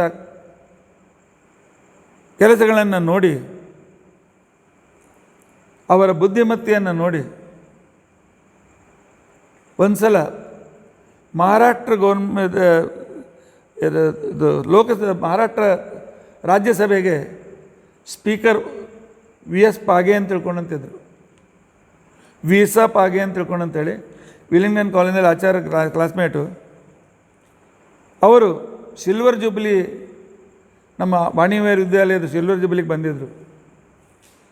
ಆಗ ಅವರು ಹೇಳಿದರು, ಆಚಾರ್ಯರ ಬುದ್ಧಿಮತ್ತೆ ಇಷ್ಟಿದೆ ಅಲ್ಲ, ಒಂದೇಳೆ ಇವರು ಪಾಲಿಟಿಕ್ಸಿಗೆ ಬಂದರೆ ಒಂದೇ ವರ್ಷದಲ್ಲಿ ಪ್ರೈಮ್ ಮಿನಿಸ್ಟರ್ ಆಗ್ತಾರೆ, ಅಷ್ಟು ತೀಕ್ಷ್ಣವಾದ ಬುದ್ಧಿ ಇದೆ ಅಂತ ಹೇಳ್ತಿದ್ರು. ಇಷ್ಟಿದ್ದರೂ ಬ್ರಾಹ್ಮಣರು. ಅದಕ್ಕೋಸ್ಕರ ನಮ್ಮ ಆಚಾರ್ಯರು ಆಗಿನ ಕಾಲದ ಹೆಮ್ಮೆ. ಬೇಕಾದಷ್ಟು ಯೂನಿವರ್ಸಿಟಿಗಳು ಕರೀತಾ ಇದ್ದು, ಹೋಗಲಿಲ್ಲ, ಸೇವೆ ಮಾಡಲಿಲ್ಲ. ಗೃಹಸ್ಥರು ಕೊಟ್ಟ ಮುಷ್ಟಿ ಅಕ್ಕಿ, ಮುಷ್ಟಿ ಬೇಳೆ, ಇದರಿಂದ ವಿದ್ಯಾರ್ಥಿಗಳಿಂದ ಸಂಗ್ರಹ ಮಾಡಿ ಅದೇ ಒಂದು ಅನ್ನ ಸಾರು ತಿಂದುಕೊಂಡು ವಿದ್ಯಾರ್ಥಿಗಳಿಗೆ ಮಾರ್ಗದರ್ಶನ ಮಾಡ್ತಾರೆ. ಅದ್ಭುತ ವಿದ್ಯೆಯನ್ನು ಕೊಟ್ಟಿದ್ದಾರೆ. ಇವತ್ತು ಏನಾದರೂ ಬೊಂಬೆಯಲ್ಲಿ, ಈಗ ಸಂಪೂರ್ಣ ಕರ್ನಾಟಕ, ಆಂಧ್ರ, ತಮಿಳುನಾಡಿನಲ್ಲಿ ಎಲ್ಲಾದರೂ ವಿಶಿಷ್ಟ ಧಾರ್ಮಿಕ ಕೆಲಸ ನಡೀತಾ ಇದ್ದರೆ ಅಲ್ಲಿ ನಮ್ಮ ಆಚಾರ್ಯರ ಶಿಷ್ಯರು, ಪ್ರಶಿಷ್ಯರು, ನಮ್ಮ ಆಚಾರ್ಯ ಕಡೆಯಿಂದ ಬಂದಿರತಕ್ಕಂಥವರೇ ಇದ್ದಾರೆ. ಇದು ಬ್ರಾಹ್ಮಣರ ವೈಶಿಷ್ಟ್ಯ. ಅವರು ಎಂದಿಗೂ ಸಿರಿವಂತಿಕೆಯನ್ನು ಸ್ವೀಕರಿಸೋದಿಲ್ಲ. ತಾನಾಗೆ ಬಂದರೂ ಭೋಗದಲ್ಲಿ ಬೀಳೋದಿಲ್ಲ. ಎಲ್ಲ ಥರದ ಪೀಡೆಯನ್ನು ಸಹಿಸಿ ಎಂದಿಗೂ ಸಂಧ್ಯಾವಂದನೆ ಬಿಡೋದಿಲ್ಲ, ದೇವರ ಪೂಜೆ ಬಿಡೋದಿಲ್ಲ, ಪಾಠ ಪ್ರವಚನ ಬಿಡೋದಿಲ್ಲ, ಯಾವಾಗಲೂ ಮಾಡ್ತಾ ಇರ್ತಾರೆ. ಯಾಕೆ? ಭಗವತ್ ಪ್ರೀತಿ ಅಂತ ತಿಳ್ಕೊಂಡಂತೇಳಿ. ಅದಕ್ಕೋಸ್ಕರ ಅವರಲ್ಲಿ ನಾನು ಇರ್ತೇನೆ. ಅವರಿಗೆ ಪಾಠ ಪ್ರವಚನ ಬಿಟ್ಟು ಪಿಕ್ನಿಕ್ ಬೇಕಾಗಿಲ್ಲ. ಆದ್ದರಿಂದಾಗಿ ಯನ್ನಿತ್ಯ ಸಂಬಂಧ ನಿಯಮ್ಯತೆಯಾ ತಥಾ ಸಂಬಂಧ ನಿಬಂಧತೆಯಾ ತಥಾ, ಪರಮಾತ್ಮ ಈ ಬ್ರಾಹ್ಮಣರಲ್ಲಿ, ಈ ಜ್ಞಾನಿಗಳಲ್ಲಿ ನಿತ್ಯ ಸಂಬಂಧದಿಂದ ಅಲ್ಲಿ ನಿಯಾಮಕನಾಗಿರ್ತಾನೆ ಅಂತ ಕೊಂಡಿದ್ದಾರೆ. ಪೃಥ್ವಿರಾಜ ಹೇಳ್ತಾನೆ, ಈ ಬ್ರಾಹ್ಮಣರು ಪರಮಾತ್ಮನ ಚಲಪ್ರತಿಮೆಯರು. ಈ ಚಲಪ್ರತಿಮೆಯರು ಇಲ್ಲಿ ಬ್ರಾಹ್ಮಣರಿಗೆ ಅಶ್ನಾತ್ಯನಂತ ಖಲು ತತ್ವಕೋವಿದೈಹಿ, ತತ್ವಜ್ಞಾನಿಗಳು ಬ್ರಾಹ್ಮಣರಿಗೆ ಕರೆದು ಊಟಕ್ಕೆ ಹಾಕ್ತಾರೆ. ಪ್ರತಿಮೆ ಎದುರಿಗೆ ವಿಧಿಪೂರ್ವಕವಾಗಿ ನೈವೇದ್ಯ ಮಾಡಿದರೆ ಪರಮಾತ್ಮ ಪ್ರೀತಿಯನ್ನು ಸ್ವೀಕಾರ ಮಾಡ್ತಾನೆ. ಆದರೆ ಬ್ರಾಹ್ಮಣರಲ್ಲಿ ಇದ್ದುಕೊಂಡು ನೀವು ಕೊಟ್ಟ ಆಹಾರದಿಂದ ಸಂತೋಷ ಪಡ್ತಾನಲ್ಲ, ಅಷ್ಟು ಸಂತೋಷ ಪ್ರತಿಮೆಯಲ್ಲಿಲ್ಲ. ಅಗ್ನಿಯಲ್ಲಿ ಹಾಕಿದ ಆಹುತಿಗಳಲ್ಲಿಯೂ ಕೂಡ ಪರಮಾತ್ಮ ಬ್ರಾಹ್ಮಣರಲ್ಲಿ ತೆಗೆದುಕೊಂಡಷ್ಟು ಪ್ರೀತಿಯಿಂದ ತೆಗೆದುಕೊಳ್ಳೋದಿಲ್ಲ. ತೆಗೆದುಕೊಳ್ತಾನೆ, ಆದರೆ ಅಷ್ಟು ಪ್ರೀತಿಯಿಂದಲ್ಲ. ಶ್ರದ್ಧೆಯಿಂದ ಬ್ರಾಹ್ಮಣರನ್ನು ಕರೆತು ಪೂಜೆ ಮಾಡಿದರೆ ಸಾಕ್ಷಾತ್ ಭಗವಂತನ ಪೂಜೆ. ಅವರ ಪಾದ ಪ್ರಕ್ಷಾಳನ ಮಾಡಿದರೆ ಪರಮಾತ್ಮನ ಪೂಜೆ. ಅವರಿಗೆ ಅನ್ನದಾನ ಮಾಡಿದರೆ ಪರಮಾತ್ಮನ ಸಾಕ್ಷಾತ್ ಅನ್ನದಾನ ಮಾಡಿರತಕ್ಕಂಥದ್ದು. ಅಶ್ನಾತ್ಯನಂತ ಖಲು ತತ್ವಕೋವಿದೈ ಶ್ರದ್ಧಾಹುತಂ ಯನ್ಮುಖ ಇಜ್ಜನಾಮವೇ ನ ವೈ ತಥಾ ಚೇತನಯ ಬಹಿಷ್ಕೃತೆ ಹುತಾಶನೆ ಪಾರಮಹಂಸ್ಯವರ್ಯಗೂ. ಅಚೇತನವಾದ ಪ್ರತಿಮೆಗಳಿಗಿಂತಲೂ ಚೇತನನಾಗಿರ್ತಕ್ಕಂಥ ರೀತಿಯಲ್ಲಿ ಪರಮಾತ್ಮ ಈ ಬ್ರಾಹ್ಮಣರಲ್ಲಿ ವಿಶೇಷವಾಗಿರ್ತಕ್ಕಂಥ ರೀತಿಯಲ್ಲಿ ಇದ್ದುಕೊಂಡು ನಮ್ಮ ಪೂಜೆಯನ್ನು ಸ್ವೀಕಾರ ಮಾಡ್ತಾನೆ. ಆದ್ದರಿಂದಾಗಿ ಎಲೆ ಪ್ರಜೆಗಳೇ, ಈ ಬ್ರಾಹ್ಮಣರಿಗೆ ಎಲ್ಲಿರ್ತಕ್ಕಂಥ ಭಗವಂತನನ್ನು ಆರಾಧಿಸಿ. ಆದರೆ ನಂತರ ಬಂದಿರತಕ್ಕಂಥ ವಿದೇಶಿಯರು, ಆನಂತರ 70 ವರ್ಷ ಆಳಿದವರು ಬ್ರಾಹ್ಮಣರನ್ನು ಎಷ್ಟು ತುಳಿತೀರಿ ತುಳಿರಿ, ಯಾರು ತುಳಿದರೂ ಇವರು ಯಾವಾಗಲೂ ತಲೆ ಮೇಲೆ ಇರ್ತಕ್ಕಂಥವರೇ.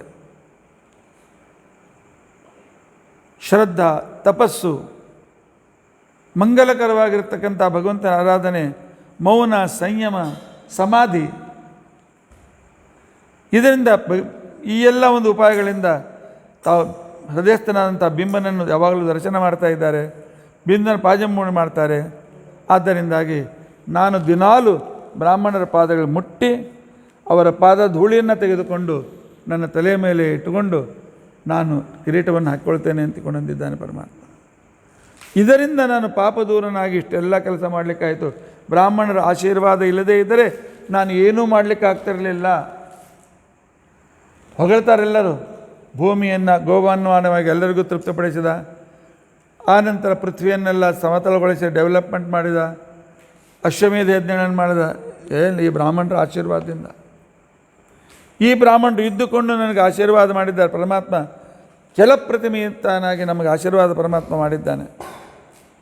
ಆದ್ದರಿಂದಾಗಿ ಇವನ ಪಾದೋಳಿಯನ್ನು ನಾನು ಧಾರಣ ಮಾಡ್ತೇನೆ ಅಂತ ತಿಳ್ಕೊಂಡಂತಿದ್ದೆ.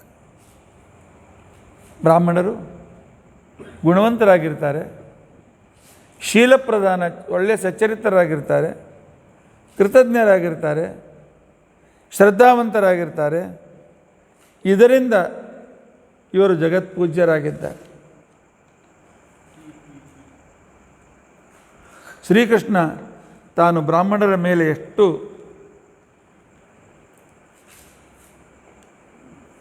ಕಲಿಸಿಕೊಟ್ಟಿದ್ದಾನೆ ಬ್ರಾಹ್ಮಣರನ್ನು ಎಷ್ಟು ರೀತಿಯಿಂದ ಪೂಜೆ ಮಾಡಬೇಕು ಅಂತೇಳಿ. ಒಂದು ಸಲ ನಾರದರು ಕೃಷ್ಣನ ಮನೆಗೆ ಬಂದರು. ಕೃಷ್ಣನ ಮನೆಗೆ ಬಂದಿರತಕ್ಕಂಥ ಸಂದರ್ಭದಲ್ಲಿ ಅಲ್ಲಿ ಸತ್ಯಭಾಮನ ಮನೆಯಲ್ಲಿದ್ದರು ಅಂತ ಕಾಣ್ತದೆ. ಸತ್ಯಭಾಮ ಬರ್ರಿ ಕೂಡ ಅರ್ಘ್ಯ ಪಾದ್ಯ ಎಲ್ಲ ಕೊಟ್ಟು ಪೂಜೆ ಮಾಡಿದ್ದಾರೆ. ಆಯ್ತಮ್ಮ, ನಿಮ್ಮ ಗಂಡ ಎಲ್ಲಿದ್ದಾನೆ? ಅವ್ರು ಪೂಜಾಕ್ಕೆ ಕೂತಾರ್ರಿ, ಪೂಜೆ ಮುಗಿದ ಮೇಲೆ ಭೇಟಿ ಆಗ್ತಾರೆ, ಸ್ವಲ್ಪ ಕ್ಷಮಿಸ್ಬೇಕು ನೀವು. ನಾರದ ಪೂಜಾ? ಈ ಕೃಷ್ಣ ಯಾರು ಪೂಜೆ ಮಾಡ್ತಾನೆ? ನಾನು ಹೋಗ್ಬೋದು ದೇವ ಪೂಜೆಗೆ, ಗೊತ್ತಿಲ್ಲ, ಆದರೂ ನಿಮ್ಮಂಥ ಮಹಾನುಭಾವರಿಗೆ ಅಡೆತಡೆಯಲ್ಲಿ ಹೋಗ್ರಿ ಅಂತಿಕೊಂಡು ಅಂತೇಳಿ ಪರಮಾತ್ಮ ಒಂದು ದೊಡ್ಡ ಬಂಗಾರದ ಡಬ್ಬಿ ಇಟ್ಕೊಂಡಿದ್ದ. ಆ ಡಬ್ಬಿ ಇಟ್ಕೊಂಡು ಆ ಡಬ್ಬಿಗೆ ಷೋಡಶೋಪಚಾರದಿಂದ ಪೂಜೆ ಮಾಡ್ತಾ ಇದ್ದಾನೆ. ಆ ನಂತರ ಅನೇಕ ರೀತಿಯಾಗಿರ್ತಕ್ಕಂಥ ಮಂತ್ರಗಳನ್ನು ಹೇಳಿ ಹೂಗಳನ್ನು ಏರಿಸ್ತಾ ಇದ್ದಾನೆ, ಮಂಗಳಾರತಿ ಮಾಡ್ತಾ ಇದ್ದಾನೆ, ನೈವೇದ್ಯ ತೋರಿಸ್ತಾ ಇದ್ದಾನೆ. ಮಂಗಳಾರತಿ ಮುಗಿದು ಯಾವಾಗ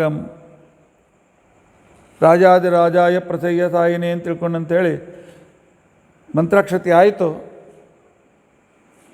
ನಾರದ ಬಂದು ಎದ್ದು ನಾರದಿಗೆ ಆದರ ಸತ್ಕಾರ ಮಾಡಿ ಕೂಡಿಸಿ ಪೂಜೆ ಮಾಡಿದ. ಅದೆಲ್ಲಿ ಪರಮಾತ್ಮ ನಿನ್ನ ಸಂಪುಟದಲ್ಲಿ ಯಾವ ದೇವರಿದ್ದಾರೆ? ಅದೆಲ್ಲ ಕೇಳಿಕ್ಕೆ ಹೋಗಬೇಡ, ಇದ್ದಾರೆ. ಸ್ವಲ್ಪ ಹೇಳಬಾರ್ದೆ ನನಗೆ?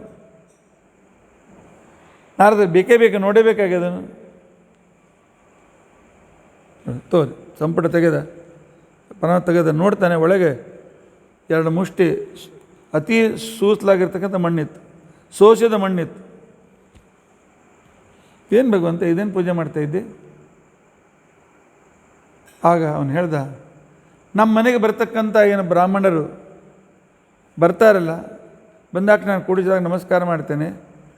ಅವರಿಗೆ ಪೂಜೆ ಮಾಡಿ ಅವ್ರಿಗೆ ಸ್ನಾನಕ್ಕೆ ಕಳಿಸಿದಾಗ ಅಲ್ಲಿ ಅವ್ರೇನು ಬಂದರೆ ಕೂತಿರ್ತಾರಲ್ಲ, ಆ ಎಲ್ಲ ಧೂಳು ತೆಗಿತೀನಿ. ಆ ಧೂಳು ತೆಗೆದು ಈ ಡಬ್ಬಿಯೊಳಗಾಗಿ ಇಟ್ಕೊಂಡು ಆ ಬ್ರಾಹ್ಮಣರ ಪಾದ ಧೂಳಿಗೆ ನಾನು ಪೂಜೆ ಮಾಡ್ತೇನೆ. ಒಂದು ಕ್ಷಣ ಮೋಹಿತರಾದರು ನಾರದರು. ಕೊನೆಗೆ ಹೇಳಿದ್ರು, ಪರಮಾತ್ಮ ನಿನಗ್ಯಾರು ಬ್ರಾಹ್ಮಣರು, ನಿನಗ್ಯಾರು ಸ್ವಾಮಿಗಳು, ಆದರೆ ಜಗತ್ತು ಕಲಿಸೋದಕ್ಕೋಸ್ಕರ ಎಂಥ ಅದ್ಭುತ ನನ್ನ ನಾಟಕವನ್ನು ಮಾಡ್ತೀವಿ ಪರಮಾತ್ಮ. ಇದನ್ನೇ ಜಗತ್ತೇ ಮನುಷ್ಯರಿಗೆ ಕಲಿಸೋದಕ್ಕೋಸ್ಕರ ಪರಮಾತ್ಮನ ಅವತಾರ. ಅದಕ್ಕೋಸ್ಕರ ಭಗವಂತನದು ಅವತಾರಗಳ ಮುಖ್ಯ ಉದ್ದೇಶ ಸಂಪೂರ್ಣ ಜಗತ್ತಿಗೆ ಕಲಿಸೋದಕ್ಕೋಸ್ಕರ ಇರ್ತದೆ. ಇನ್ನೊಂದು ಸಲ ರುಕ್ಮಿಣಿ ಪತ್ರ ಬ್ರಾಹ್ಮಣ ತೆಗೆದುಕೊಂಡು ಬಂದ. ಆ ನಂತರ ಏನಪ್ಪ ಕೃಷ್ಣನ ಭೇಟಿ ಆಗ್ತೋ ಇಲ್ಲೋ ಅಂತ ತಿಳ್ಕೊಂಡು ಅಂತೇಳಿ ದ್ವಾರಪಾಲಕ್ಕೆ ಮಹಾದ್ವಾರಕ್ಕೆ ಬಂದ ಕಾರಣಕ್ಕೇನೆ ಅಲ್ಲಿ ದ್ವಾರಪಾಲಕರು ಹೇಳಿದ್ರು, ಕೃಷ್ಣನ ಭೇಟಿಯಾಗಲಿ ಬಂದಿರಿ, ಸರಿ ಬನ್ನಿ ಅಡಿಗೆ. ಯಾಕೆ ಪರಮಾತ್ಮನ ಸ್ಟ್ಯಾಂಡರ್ಡ್ ಆರ್ಡರ್ ಇತ್ತು. ಯಾರು ಬ್ರಾಹ್ಮಣರು ಬರ್ತಾರೆ, ಗೋಪಿಚಂದನ ಮುದ್ರಿಗಿದ್ರೆ ಕಾಣಿಸ್ತದೆ, ನನ್ನ ಹತ್ರ ಡೈರೆಕ್ಟ್ ಕರ್ಕೊಂಡು ಬನ್ನಿ, ನೋ ಅಪಾಯಿಂಟ್ಮೆಂಟ್ ಬೇಕಾಗಿಲ್ಲ ಅಂತ. ರಾಜ ಸಭೆಯಲ್ಲಿ ಕರ್ಕೊಂಡು ಹೋದರು. ಸಿಂಹಾಸನ ಕೂತ್ಕೊಂಡಿದ್ದ ರಾಜ ಕೃಷ್ಣ. ಅನೇಕ ರಾಜರು ಅವನ ಕಡೆ ಅವನ ಜೊತೆಗೆ ಮಂತ್ರಣೆ ಮಾಡ್ತಾಯಿದ್ರು, ವಿಚಾರ ವಿಮರ್ಶೆ ಮಾಡ್ತಾಯಿದ್ರು. ನೋಡಿದ ಕೃಷ್ಣ ಓಡ್ಕೋತ ಹೋದ, ಮಹಾತ್ಮ ಓಡ್ಕೋತ ಹೋಗಿ ಆ ಬ್ರಾಹ್ಮಣರ ಕೈ ಹಿಡಿದುಕೊಂಡು ಕರೆದುಕೊಂಡು ಬಂದ, ತನ್ನ ಸಿಂಹಾಸನದ ಮೇಲೆ ಕೂಡಿಸಿದ, ಅರ್ಘ್ಯಪಾದ್ಯ ಮಾಡ್ದ. ಈ ಬ್ರಾಹ್ಮಣ ಜಿಗಟ್ಕೊಂಡು ನೋಡ್ತಾ ಇದ್ದಾನೆ. ಓಹೋ, ಕನಸಲ್ಲ ಇದು, ನನಸು ಇದು ಕನಸಲ್ಲ, ಪರಮಾತ್ಮನ ಕೆಲಸ. ಇರಲಿ, ಎಲ್ಲ ಪೂಜೆ ಮಾಡಿ ಮನೆಗೆ ನಡೀರಿ ಅಂತಿಕೊಂಡು ಅಂತ ಹೇಳಿದ. ಮನೆಗೆ ನಡೆದುಕೊಂಡು ಹೋಗಿ ಆ ಕಾಲದಲ್ಲಿ ಮನೆಗೆ ಹೋದ ಮೇಲೆ